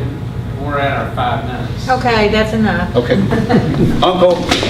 That's enough. So we start All right, like so where before we uniform start? guidance. All right. Dean said that's enough. And I don't know, Ms. Dye, if that makes sense, that a lot of those policies, there's a policy for certified staff, teachers, and one for classified. Typically, they are the exact same wording, but with the different certified or classified substituted in there. Makes sense. We want to introduce to you tonight Miss Deborah Thompson, who is our sort of still new food services director. And so there was a question asked at one of our last meetings about impact of nutritional guideline changes coming from the federal government. So we wanted to bring Ms. Thompson to have an opportunity to address that with you. I know before the meeting you were able to, you received the proclamation from Sunny Purdue about the flexibilities that are upcoming for this school year. They covered whole grains, sodium, and milk. In regard to the whole grains, it's been an issue with the implementation of the Healthy Hunger Free Kids Act in 2010. Our industry was really not ready for this switch so quickly, and they were not prepared to meet the obligations. In the process, we've had foods that the children find unpalatable. For example, pizza, spaghetti, macaroni, biscuits, things like that. There's really been pushback from our kiddos who have a voice.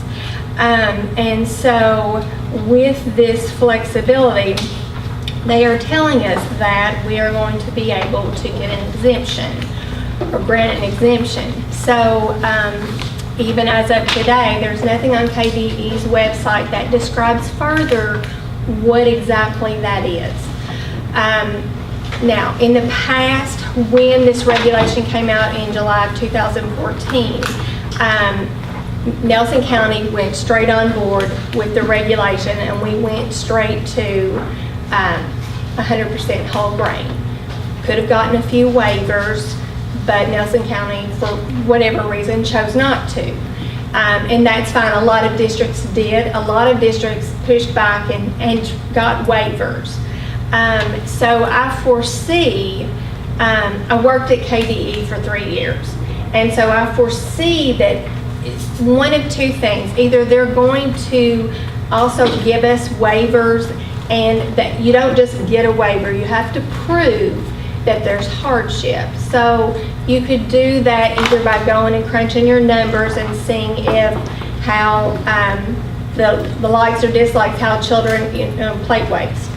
Or you could also just simply do a taste test with your kids and let them decide what they like, what they don't. And KDE really promotes that, giving the child a voice and those taste tests. And it's a really simple way to get good, quick feedback. So with that, we're still kind of waiting for KDE for the final. What does this mean? And what they're saying is they haven't gotten any more information from USDA to tell them what this means. So they're not going to tell us until they know. So that's, Could be a while. Well, so, I mean, the proclamation was Yes. just May 1st, so it's been 1 month. And so, Right. since typically federal government moves at the speed of molasses, Right. I doubt that there's any guidance that they've been able to give any state agency yet on waiver processes, recommendations, or anything. Right. So it may even be into next school year really before we start to see something. Right, except that the world knows and they're expecting this, our children are expecting Yeah. this, And yet, we don't have a definitive answer. I mean, they made an announcement on television, it hit the national news. I know. So it's gonna happen tomorrow. It's gonna happen tomorrow. Well, maybe day after tomorrow. Another one of the flexibilities that they discussed in the proclamation was the sodium restriction. And this one, I'm very pleased. We were waiting, thinking something was coming, because again, industry was not prepared for this huge restriction in sodium. For example, the target one for sodium restriction in July of 2014 was for K through 5 kiddos to have no more than 1,230 milligrams of sodium.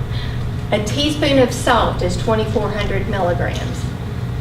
So they were going to move us even more stringent as of July 1 of this year, and now they're saying, no, hold on, we're going to give you 3 more years, and we're going to let industry come up to speed. There's even talk that maybe we won't ever get to target 2, just because, again, palatability, especially when we live in the South, and the food that we like has a lot more sodium in it. And then the last thing was for milk. Even though the School Nutrition Association on the national level didn't really push for this flexibility, they've given it to us. It provides that now we can also offer 1% flavor or 1% fat flavored milk. What is that? I guess they're assuming they added a little more flavor back to milk. What have they been drinking then? They have been drinking skim. Yes. Well, they've been drinking skim, and they can drink 1%, but it's not flavored. So not chocolate, not strawberry, not just regular. That's what it's gonna be. It's gonna be chocolate 1%, strawberry 1%, I bet, yeah. Yeah, that's exactly. Because chocolate milk was eliminated altogether, wasn't it? No.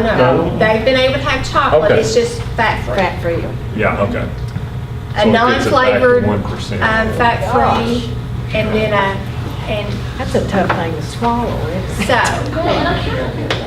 I drink it every day, but not 1% Off fat-free. as long as they are, because, the numbers just came out, I'm talking like within the last month, that ranked Kentucky as like number 49 in terms of health. Yes. And there's a big, huge push for health and wellness, and, even in, organizations, and, so I'm kind of surprised that they're not moving a little bit faster.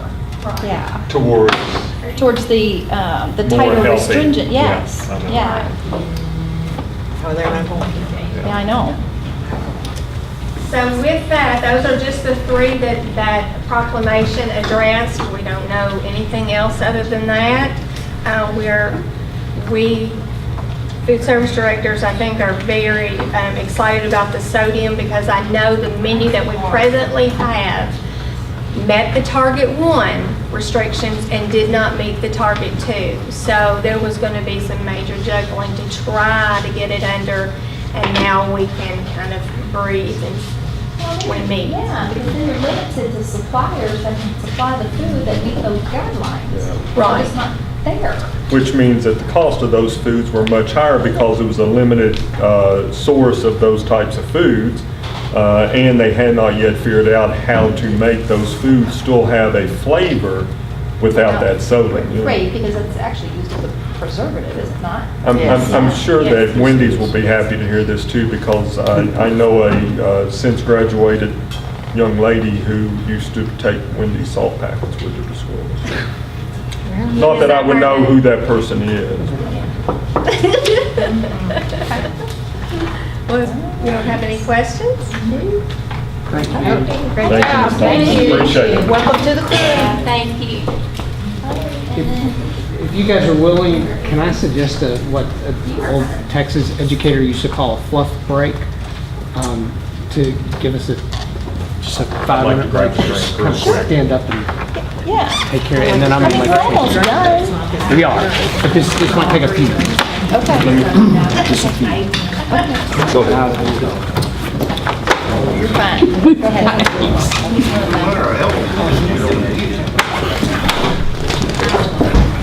Okay, we can pick up where we left off. All right, so then next on the list is the school safety and culture planning process with Dr. Orr. So I'm going to spend a couple of minutes stating what I presume is the obvious, but it helps get my mind set, and that helps me if it doesn't help anybody else. Clearly, we've had a considerable amount of feedback over the course of the last several weeks from the community, from parents in particular, and others as well, about a couple of our schools in particular that have had a rough year. The Standard had an editorial yesterday that spoke plainly about the need for change and for district leadership to take serious examination of the status of the district. I want to be clear, and I think I won't speak for the board on this, but I think I will reflect what I know about the board, that it's not anybody's desire or really even ability to keep things hidden or sweep things under the rug. It's not my desire. I don't think that's you guys' desire as a board either, in spite of what the editorial indicated. We do have a desire to look closely and examine what we're doing and what we're not doing and working on fixing things. I will say, I'm going to show you, I'm not going to spend a long time on it, but I'm going to show you a couple of pieces that I think indicate that we've made really strong strides forward over the last several years, and I don't intend for us to lose ground on that. And this has certainly been a difficult year and a serious year, but I don't intend to lose ground on that. We have had a couple of schools that are specifically in transition to new leadership now, and the fact is the problem in those schools has been in the public record in the media for months.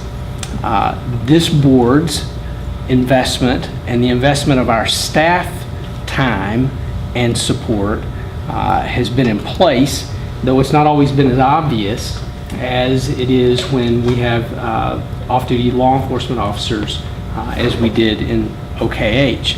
But the fact that it's not always obvious doesn't mean it's not there. I'll say that it's an indication of our intent to reinforce the authority of the folks who are in leadership in those schools. Sometimes that support takes, and sometimes it doesn't take.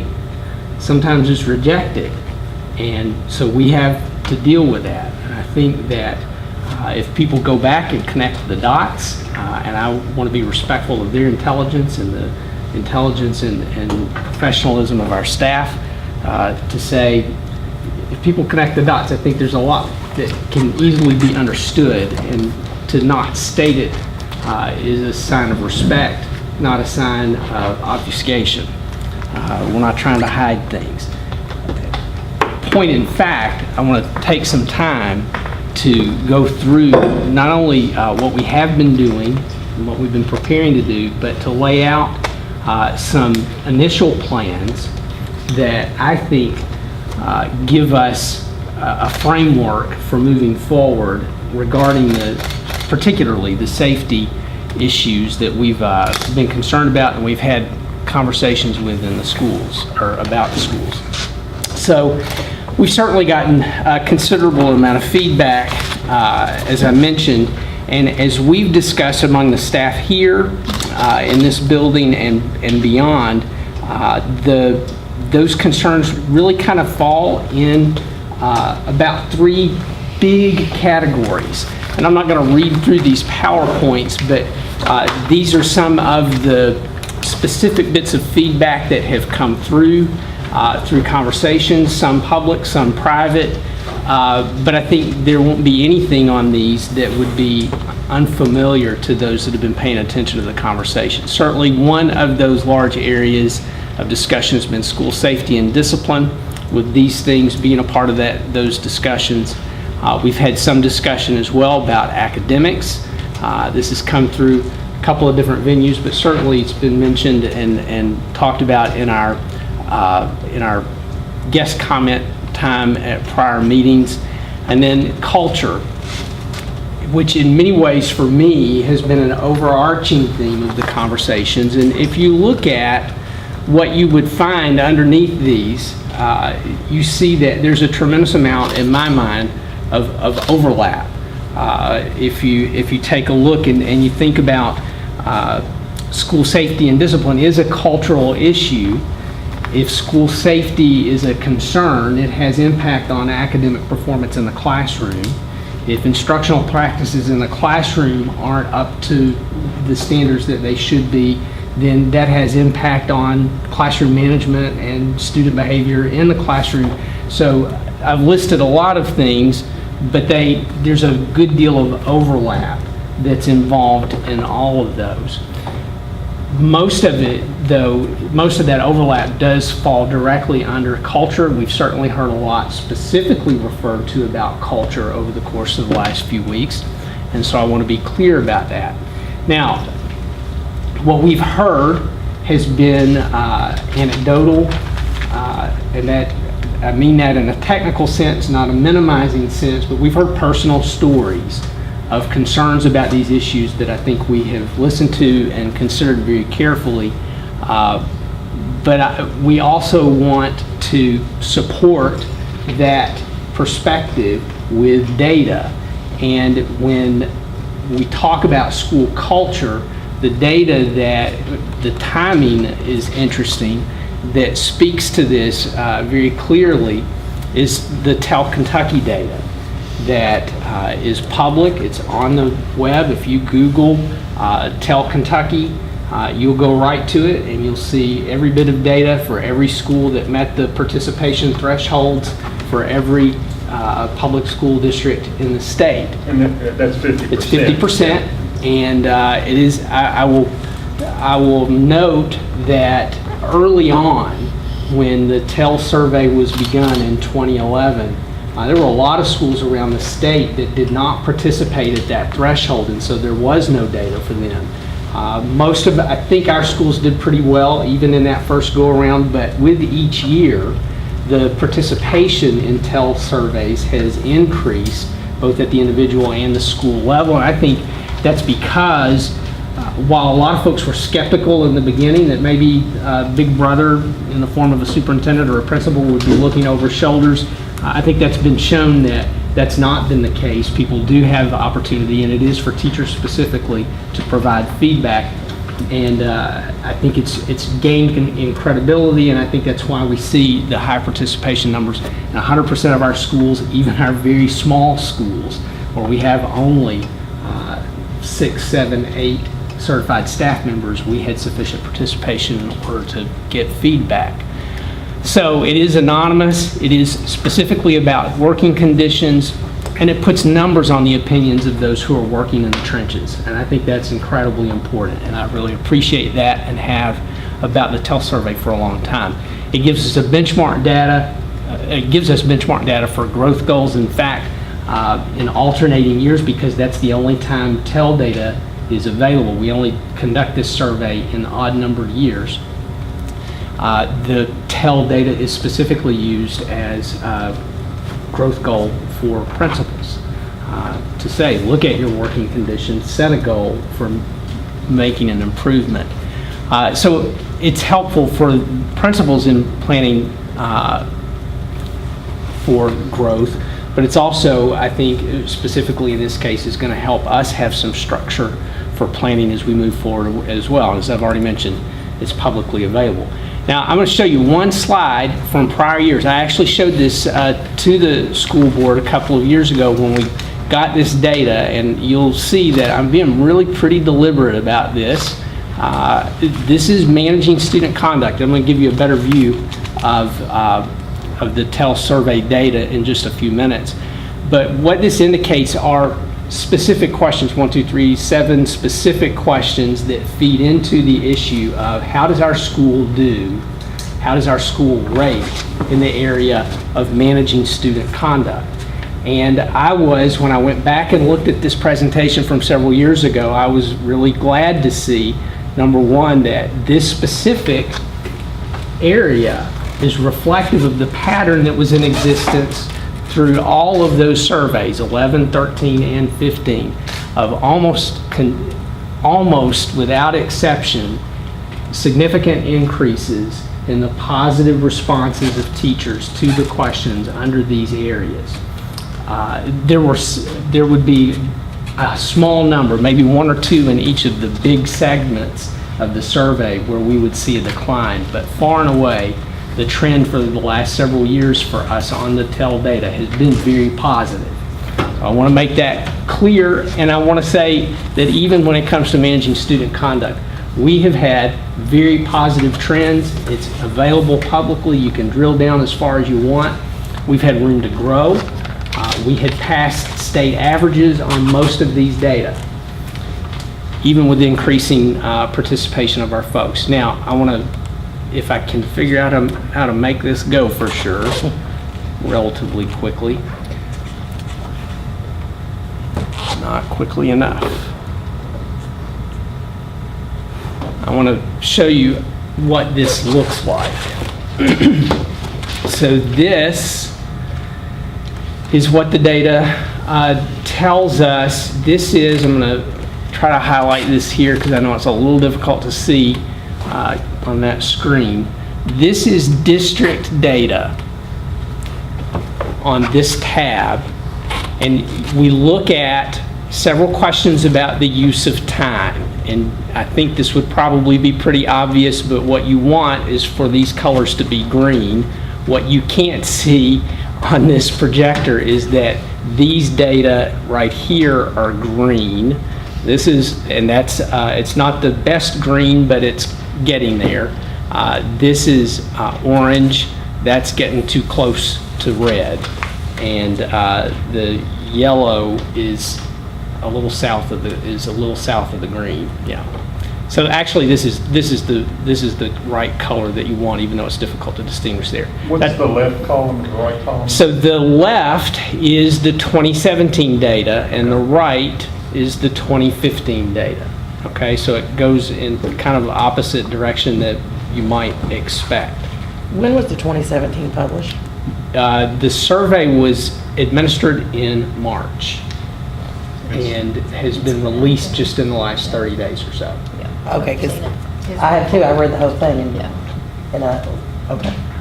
And when I read the whole thing, 2017 wasn't on there. That's why I asked, because I was thinking it must have been very recent. Yeah. This has only been released in the last few weeks. So we have time. I want to show you big categories, and I want to show you that the district. This is the district data. So this is the aggregation of all of the schools that are in the district. Now, that one, I think you see a slight trend to the positive if you just look at the colors. Here we look at facilities and resources. So we go from some orange and yellow and a good deal of green to more green. So as a big trend, that's a positive thing. And I could spend hours on this. I'm going to try not to. Community support and involvement, I think it's pretty evident that we have our staff report less in these areas. So there's some decreases there, but there are also some areas of growth in the community support and involvement. Okay, here's one that you would, given the conversations, have anticipated, where we've gone from mostly green, a couple not, to less green. We've only got a couple of green. This is actually a green one at the 82 here. So that's in keeping with the feedback that we've been getting, and that's one of the things I wanted to mention, is that the data supports the concerns that we have been hearing, and I think we all understand that that should be the case. Teacher leadership is an area where we have a little less green this year than we had 2 years ago. So that's a decline in that interpretation, and I think should be. We see slight decreases in school level leadership overall when you aggregate all of the data. Similarly, there are a lot of questions about school level leadership, and it holds to that pattern throughout. Professional learning is kind of a mixed bag, but I think overall the sense I got was that it was a slight decrease. I have not had time to dig into this one as much as I want to, but we will be further, and I'll tell you more about that. Instructional practices and support. some decline, but also actually here's some improvement. If you take a look at this, we actually see more improvement on this one than we see decline. And then overall, and I think, again, given the conversation that we have heard over the last few weeks, it's not surprising to see a decrease. I can tell you that number has been an increase across the district in every other TEL survey administration, if I'm not mistaken, that this year's data is a reversal of the trend that we have been watching for the last several years. So that's going to get our attention automatically, as it should. This is district data. Now I want to point something else out, and I'm not going to spend near as much time doing this. We have Bloomfield Middle School. We're going from 2015 on the right to 2017, the current data. And we have had some transitions in that school that I think we would all agree none of us wanted to see, but I will point out that the data has gotten better for time, it's gotten better for facilities and resources, it's gotten better for community support and involvement, it's gotten worse for managing student conduct. Again, I want to point out that if you go back and look at Kentucky Center for Safe Schools data, they will show also that this is a statewide trend. I'm not trying to make an excuse. We have an issue that we're going to deal with in Nelson County, but I want to acknowledge that this is something that is trending not just in the state, but nationwide as well. But we see a definite decline in how student conduct has been managed over the course of the last couple of years. Teacher leadership, definitely greener. School leadership, definitely greener. Actually, this particular survey was taken just a couple of months after Mr. Morgeson was named interim, and then following that, permanent principal. Professional learning, a little still greener.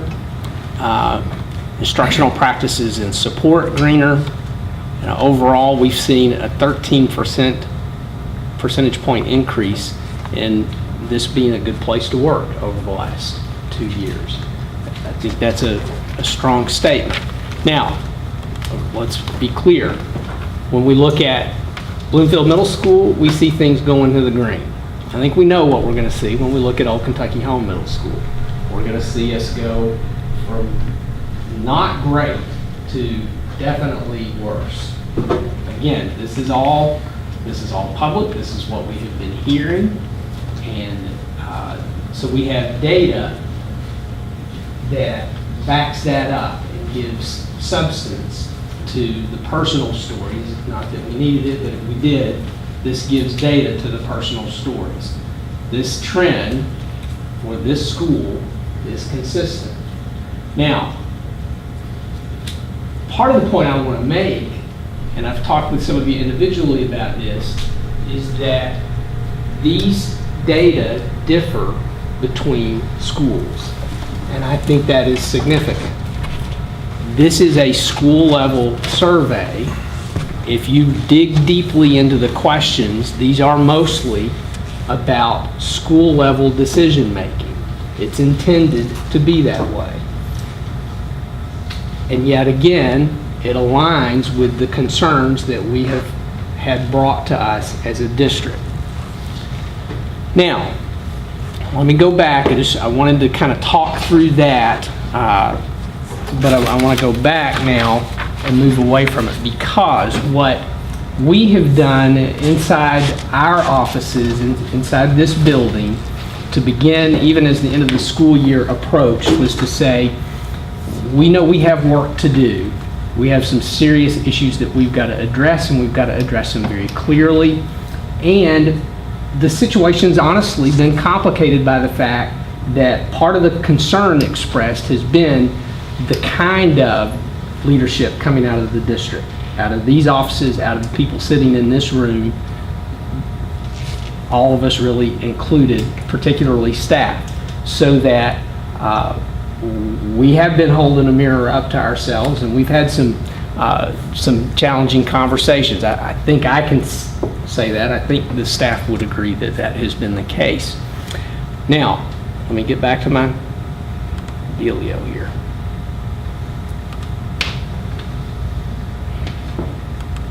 Sorry, that is where I needed to be.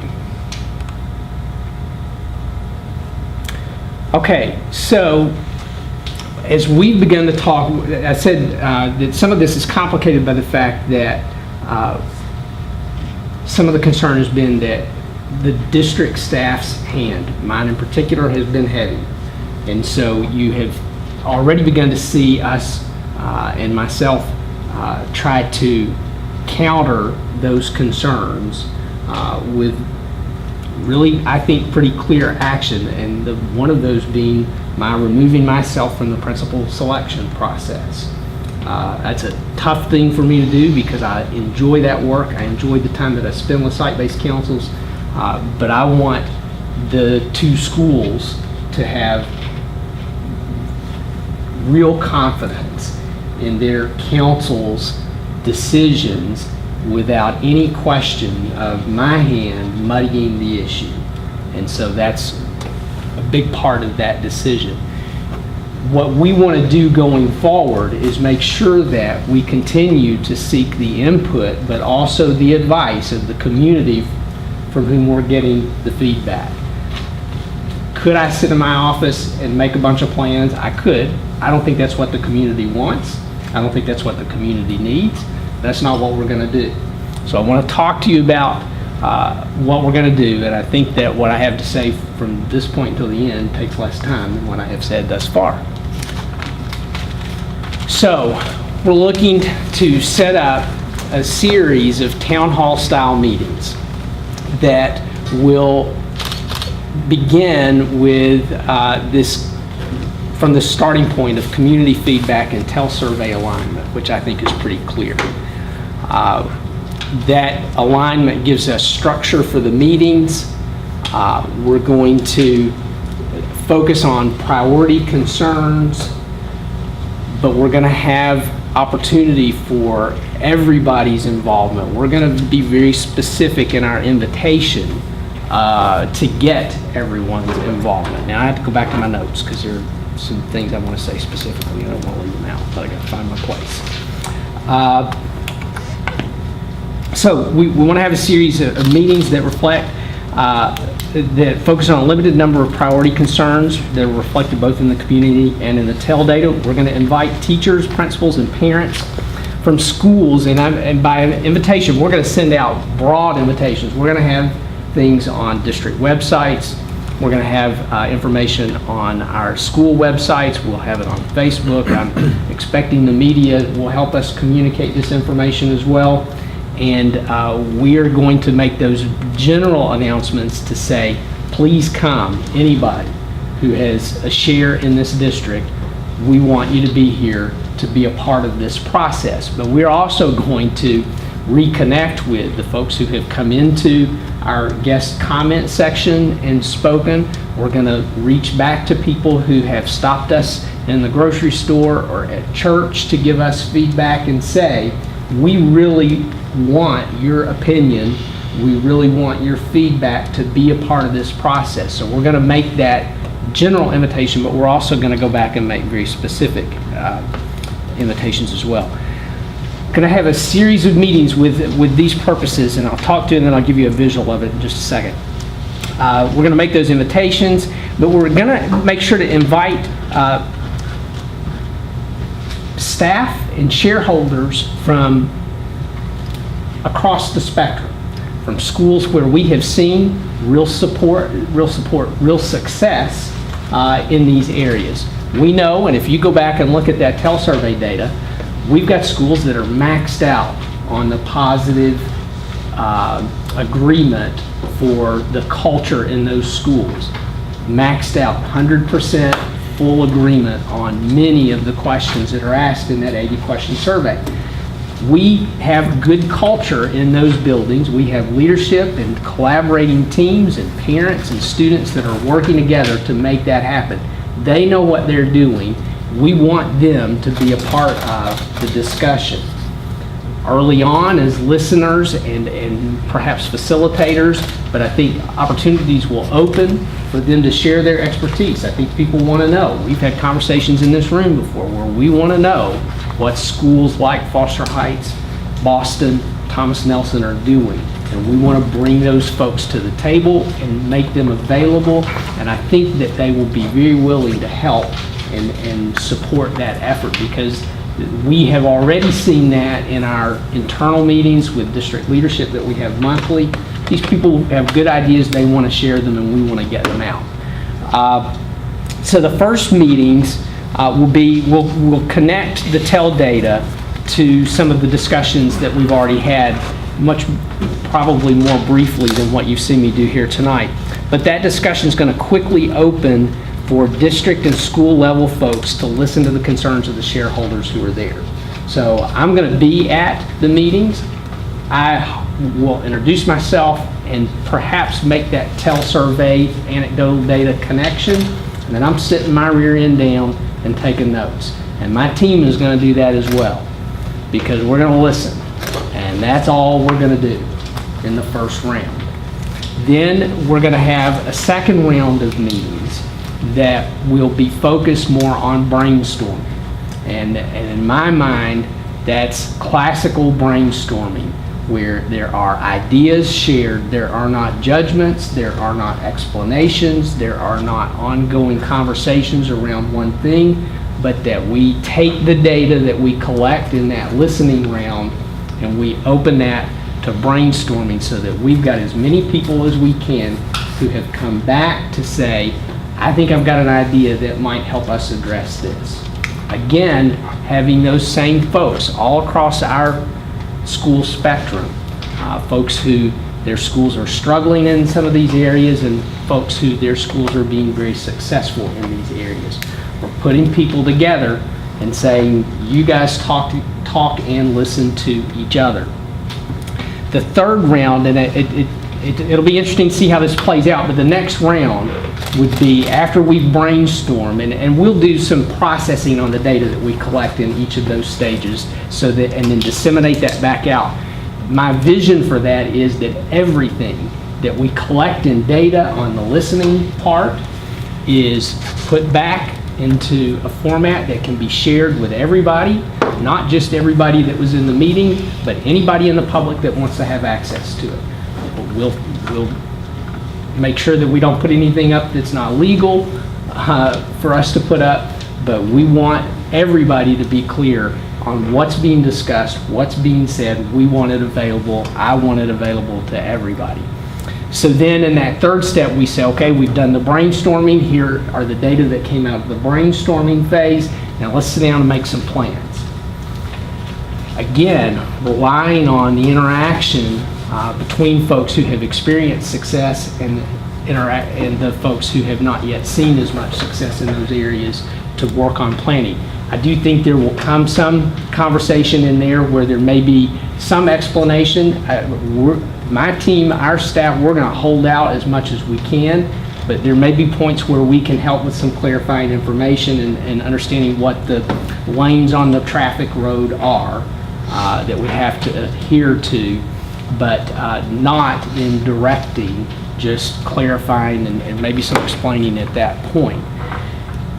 So then I'll follow up, but here's what we have put together, and what we want to do is provide multiple opportunities for people to be involved in these discussions. And what we've identified as we've just kind of processed the feedback that we've been getting, and I'm glad to take suggestions for better categories, but what we've identified is safety concerns, academic concerns, and culture concerns. And so we want to start the listening process on June 13, 14, and 15, Safety Tuesday, Academic Wednesday, Culture Thursday. We want to be a part of that discussion. If you've got concerns that fit those, and I'll go back to those original slides, we'll connect that information so people can have a structure to hang their concerns onto to know where it might best fit. But again, there's going to be overlap, and so they can really go anywhere they want to. My experience with this kind of approach is that we're going to get lots of people. I hope we get lots of people. We're going to invite lots of people. We're going to specifically invite lots of people to be a part of that listening phase. So I've told our team We're going to plan on being at meetings, we're going to set meetings in the morning, we're going to set meetings in the evening, because we want to try to hit as many folks' schedules as we possibly can to get as many opportunities for that input as we possibly can. So we will have to nail this down and specify it very quickly, and it'll be pretty generic on this first listening round. I think as we get into that process, one of the things that we'll want to do is get feedback on how can we set up the second round to fit more people's schedules. Again, my experience is we're going to have a drop-off in the number of participants from round 1 to round 2, but that doesn't necessarily have to be the case. One of the things that we'll produce with the invitations that are going to be available will be a Google form that says, I'm planning on coming, this is the time, and this is the topic that I'm interested in, so that we can get a sense. My hope is that we're going to be at one of our high schools for the first set of meetings, because I'm planning for us to have too many people to meet in this building, and quite frankly, I don't want to have all the meetings in this building. I want it to be easily accessible to our population, but I don't want it to be centered in this building for what I hope are relatively obvious reasons. Then, pretty quickly, after the listening phase, while that data is still fresh in our minds, we want to come back and say, okay, now we're going to do brainstorming. Let's talk about what we know, what we experience, what we have read about, what things we can read about to begin to address the concerns that come in the first round. We'll also, by the way, have opportunities probably with that RSVP process to say, these are the lists of things that we think fit under these categories. If there's something that doesn't get talked about or that hasn't been listed, put it in there. We don't want to exclude any of those concerns from popping up. The brainstorming phase, and then we'll give that a little bit of time, and really that time that you see between the brainstorming phase and the planning phase coincides with KHSAA's dead period. Last week of June, first week of July is the only break that a lot of our families get from athletic practices and events, and so we want to respect that because we want everybody, as many people as possible. And we know we're not going to get everybody, right? But we want to hit multiple opportunities for people to be involved in multiple stages of this process as we go forward. So then that planning process would be in July, where we've had a little time for this to settle and process in the back of our heads and maybe the front of our heads over the dead period. And then we come back that week of July to begin to hammer out some specifics. Here are some things that we want to focus on. Here are some specific strategies that our schools and our community want to pursue. And then that still gives us time for a couple of things between the end of what I have listed here and the beginning of the school year for a couple of purposes. One, it may be that the participants are still going strong and say, we want more, we need to meet more before school starts. And I'm going to say it could be either that or this, and it could be both. For the schools, as we get to mid-July, our school staff start coming back into buildings. I always knew I didn't have to look at a calendar when I was a principal to know the third week of July. Third week of July is when people start coming back into the building. That we want to provide an opportunity for there to be some planning in place so that as people begin to come back into buildings together, the schools now begin to own, because they're the ones that are going to have to make a lot of it work out. The schools begin to own that planning even as they finish up the preparations for their professional learning, even as they finish up the preparations for their opening days of training with staff, their communications with parents, the opportunities and the agendas for meetings that they'll have with parents. Similarly, opportunities to adjust and have reflected this work in the agendas for meetings and conversations they'll have with students. As has been said, this is something that we all have to be responsible for, and we want to provide opportunity for time and interaction for that transference to move into the school's hands. So that's what that timing looks like. I've mentioned the next couple of things already. We're going to be getting more specific about this, and I would expect by the middle of next week at the latest. I hope that people will already, even from this conversation and some things that we can put out, and hopefully the media will help us with as well, get the dates out and the big topics out so that people can kind of save the date, begin thinking and preparing, and then very quickly we'll get specific information with these other pieces out next week. And then after the meeting, this is what I talked about here. Incorporate the work into the work of the schools with regular reports back to the board as the opportunity for public sharing of the implementation and any growth that we see.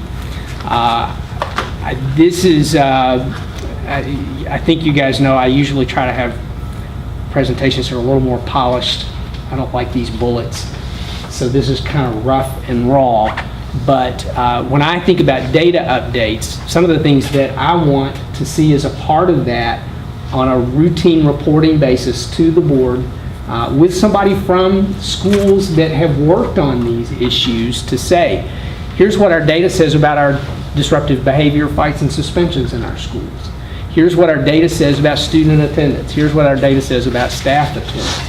These are just examples of data that don't feed directly into TEL, but I think they're very connected to those culture issues that we see reflected in TEL and that are reasonable indicators of some of the concerns that we've had expressed to us over the course of the last several weeks and months. We're going to work, sustain the work in schools with students, parents, staff involvement, advisory councils and committees that I know are in existence and I expect will be restarted or begun. And then we're going to provide support, not direction. We will bring training. We will bring resources. We will invest our time and energy in providing to schools not a script that we expect them to walk out, but rather the resources that they need in order to accomplish what they want in their schools. Now, the one thing I don't have is that I want to make clear, those are big, broad categories. I listed a bunch of things underneath those categories in those early slides. Some of you may not have seen something that you have in your head that you know needs to be a part of it, a part of the discussion. I did not attempt to make an exhaustive list. We could go over that for hours today, but we want that to be open for people to plug things in. And I think that it will be. That's that general plan. I do want to take just a second. I'm not going to go over all of this piece by piece, but I do want to say we have already taken steps to address these concerns in the short term. We did not wait for school to end to begin taking steps to make a difference, and I would argue that we have made a difference already, but we know that's not even a shadow of what we need to accomplish overall. These are things that we've already begun to work on. We're going to continue these things going forward, but we're also going to supplement and make them more permanent with the process that I've talked to you about here. That's what I wanted you to see. I'm glad to take some questions, but I will tell you, there's a theory about leadership that is described as ready, fire, aim. We've gotten ready. We've taken some shots. We're going to continue to refine the aim. So if you've got questions, I'll answer them, but there will be questions that you can ask that I won't know the answer to because we have not fully fleshed that all out. But I wanted to get this structure in front of you and to our public as quickly as possible so that we can begin to prepare people's minds and hearts for participating in the process.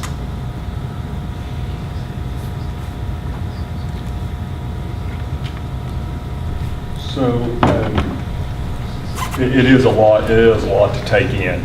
So I don't know that my question specifically about this, although it touches upon it, you know, there's lots of concerns that have been brought up. Everybody's concerned is about because everybody's perception, that's the way that they see how things are playing out. I know one of the most critical pieces, and and I know Ms. Breeding was on it, I know Mr. Norman was, I was, in 2 different capacities on SBDM council. So, you mentioned earlier on, whenever Mr. Morris was up here at one point talking about that, how you had removed yourself out of, and not using that alternative approach to principal selection.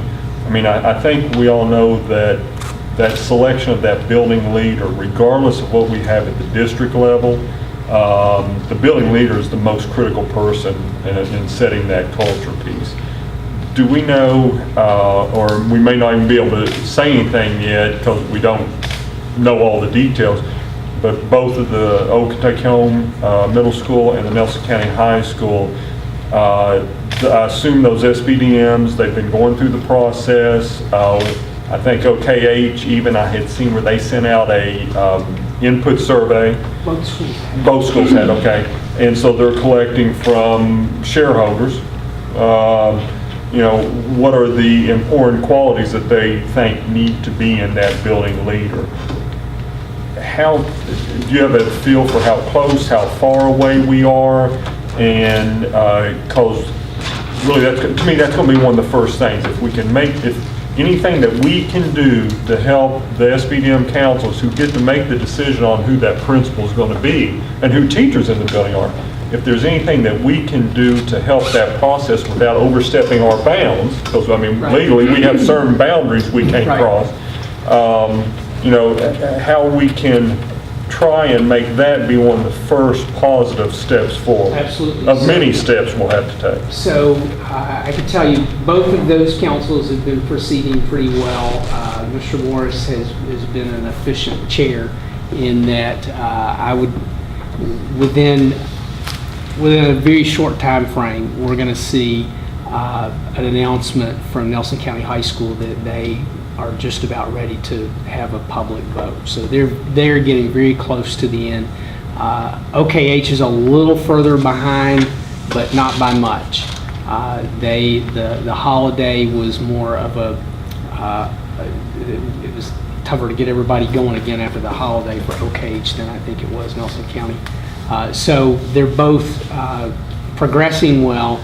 They both have had at least as many candidates apply for the positions as we have typically seen over the last several years. Okay. And the quality and experience level has been better this time than I have seen in prior years. So I feel good that we've got a good chance at getting good principals out of both of these processes. And Bob and I have talked about it extensively. If I could add, Dr. Ward, one thing back to the TIL survey, it was very timely for us, for both schools, because it gave us some very good data for us to look at and say, we need leaders that can impact this. And we formed some of our interview questions based on TIL survey data. In fact, for both of sets of interviews, part of the interview process is for them to review that TIL survey data and give us their plan for how to address those issues. And another report that we've also having them look at is a persistence to graduation report, which identifies our highest risk children in both of those schools and give us their plan. And that was developed not by me, but by me along with the people in the SBDM. And I feel very comfortable and confident that we have some real good baseline things to look for in a good leader and some good applicants that we can choose from. Well, and why I mentioned, like you, Ms. Bream, Mr. Norman, myself, honestly, I cannot remember whenever I was on SBDM at Bloomfield Elementary if we had to go through a principal selection.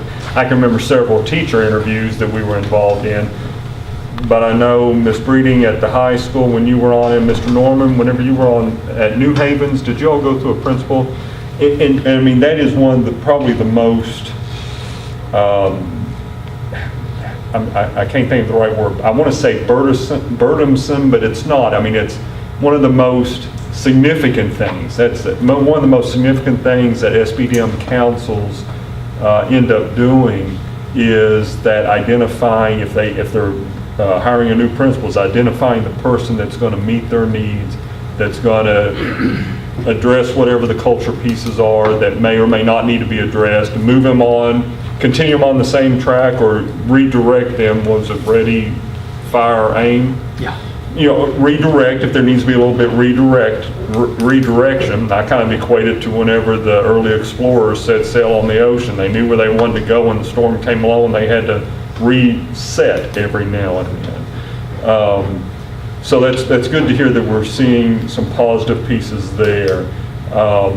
You know, the other thing I know, there's been a lot of frustration in the community here lately. I mean, obviously, with the last board meeting, the guest speakers, and, you know, things can become very emotional. I appreciate the approach.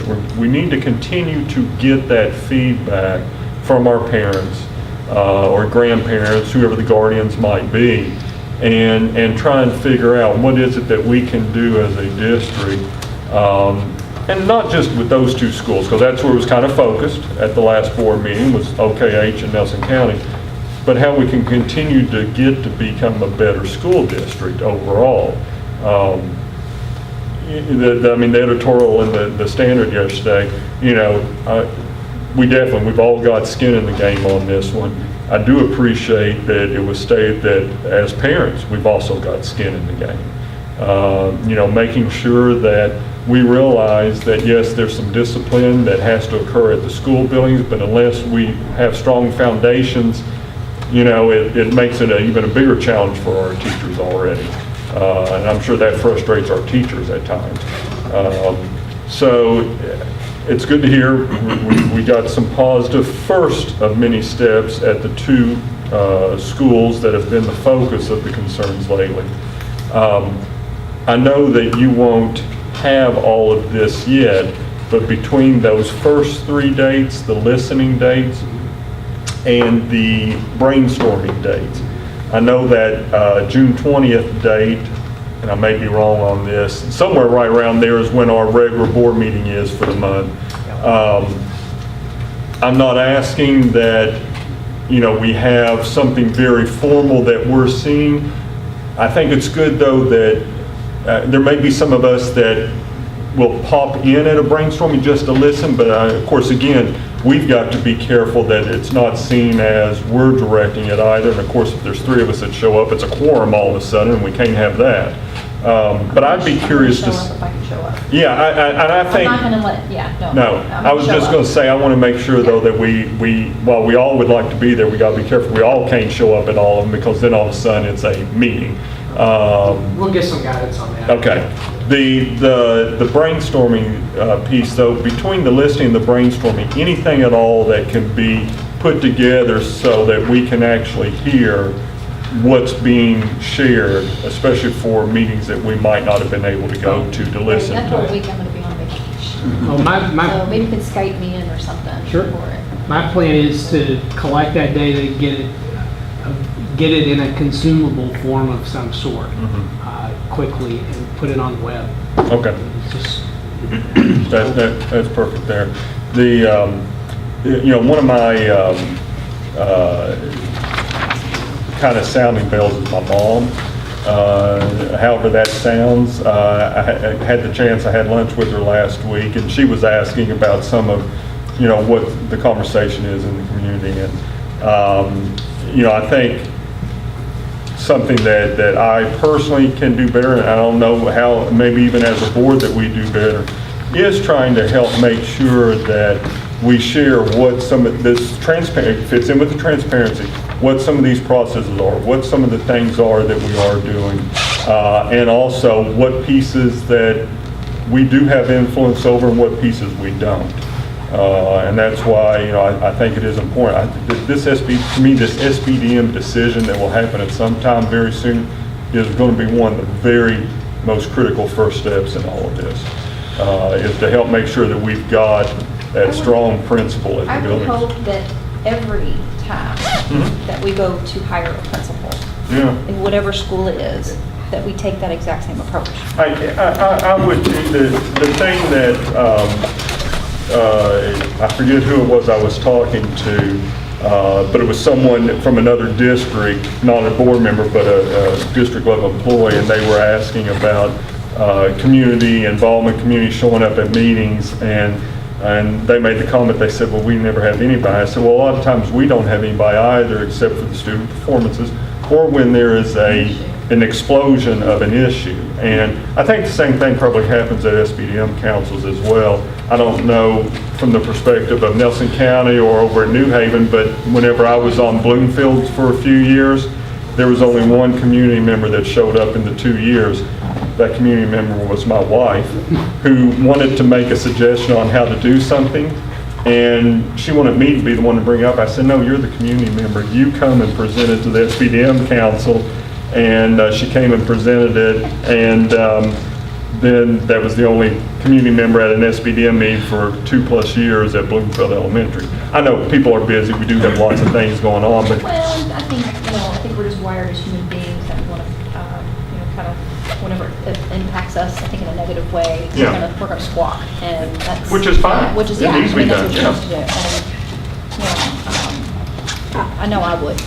I tell you, the thing though that I have the hardest time with is, with site-based, is when they do pick a principal or teachers or whatever, and you all can bear this out because I've been to them, you still have a principal and you still have 3 teachers and you still have 2 parents.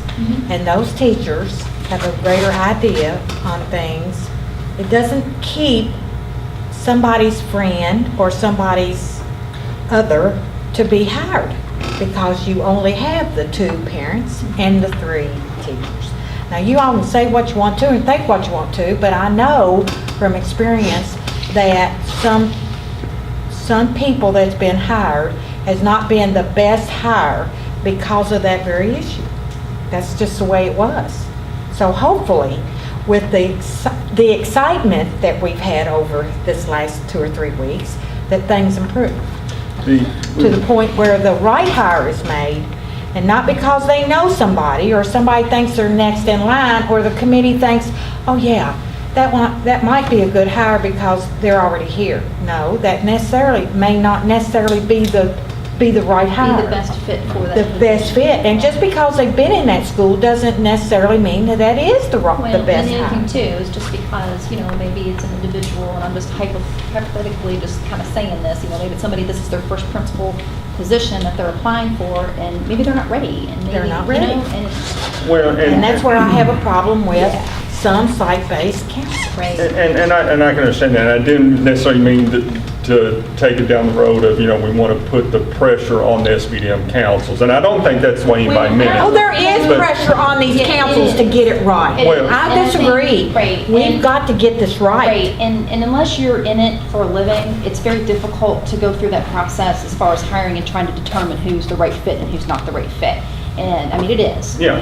The thing that I'll still throw back, and I've thrown this out there before over the past year or even in years past, and I'll throw this out to you, Anthony, and I mean to any of the staff, whether it's a district person, Ms. Williams, Ms. Brown, or even if it's principal people, one of the things that we can do as board members is we can try and remove some of the boundaries of things that are preventing success. Some of those are financial boundaries, some of those are policy boundaries, some of those are initiatives and programs that we support in the school district.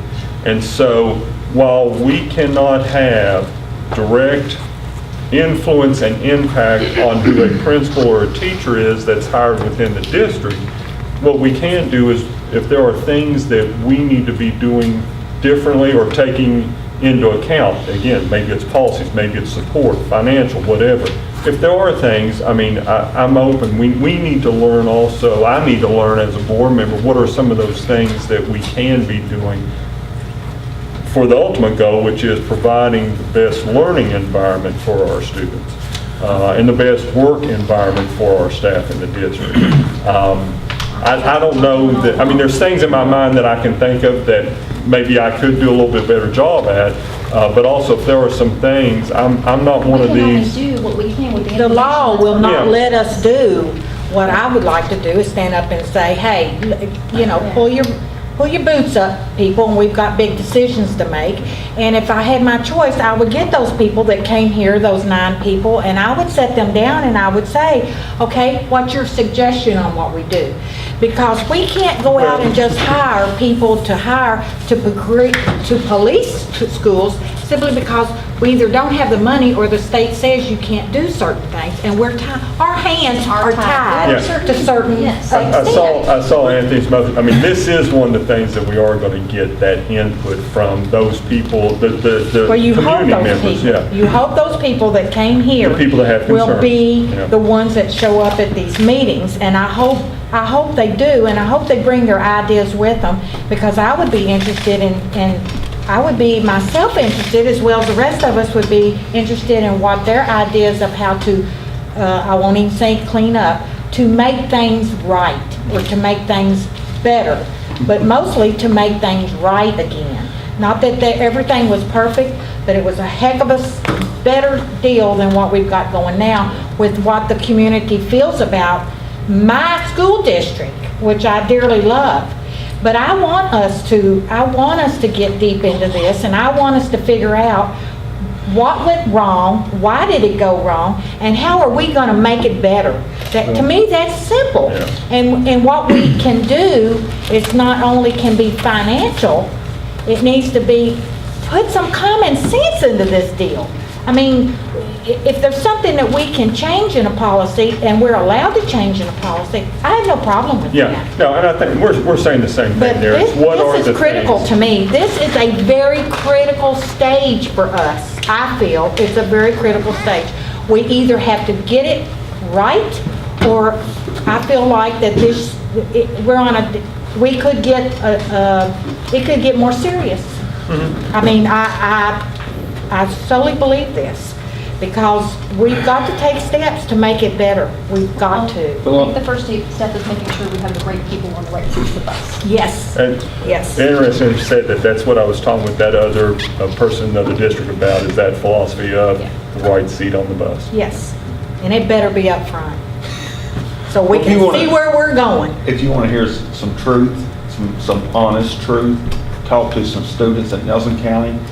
And I sat down, it wasn't planned, but after the graduation, I sat down after, project graduation, and sat down with 10 students and just started talking to them as the drama team. It was the most honest, and what they felt was a true problem of the school district. And it was our school. And Damon, I'm sorry, but I wasn't in on principal at New Haven. Okay, I couldn't remember. But I think I shook my head yes, but I didn't. Yeah. But they give some of the greatest answers and greatest truths Perspective. and perspective. And they give me a whole new perspective on how they feel as a school system of Nelson County that we need to be looking at also. Yes. These kids are very honest. That's a really They're very- The drama Is that students are very honest. Is that part of the shareholders that we would be inviting for? Okay. Yeah, that's a good point then. Yeah. I just want it to work. Yeah. I want it to work. Yep. Right, that's all I have. All right, that's some good discussion there.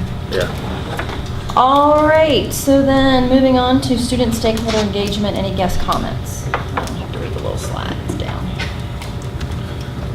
No, nothing? Okay, then I need a motion to adjourn regular session. Motion. Mr. Norman made a motion, I need a second. Second. Ms. Berry made the second, all in favor? Any opposed? We don't have to go into Thank you, everyone. we don't go into executive. Thank you all.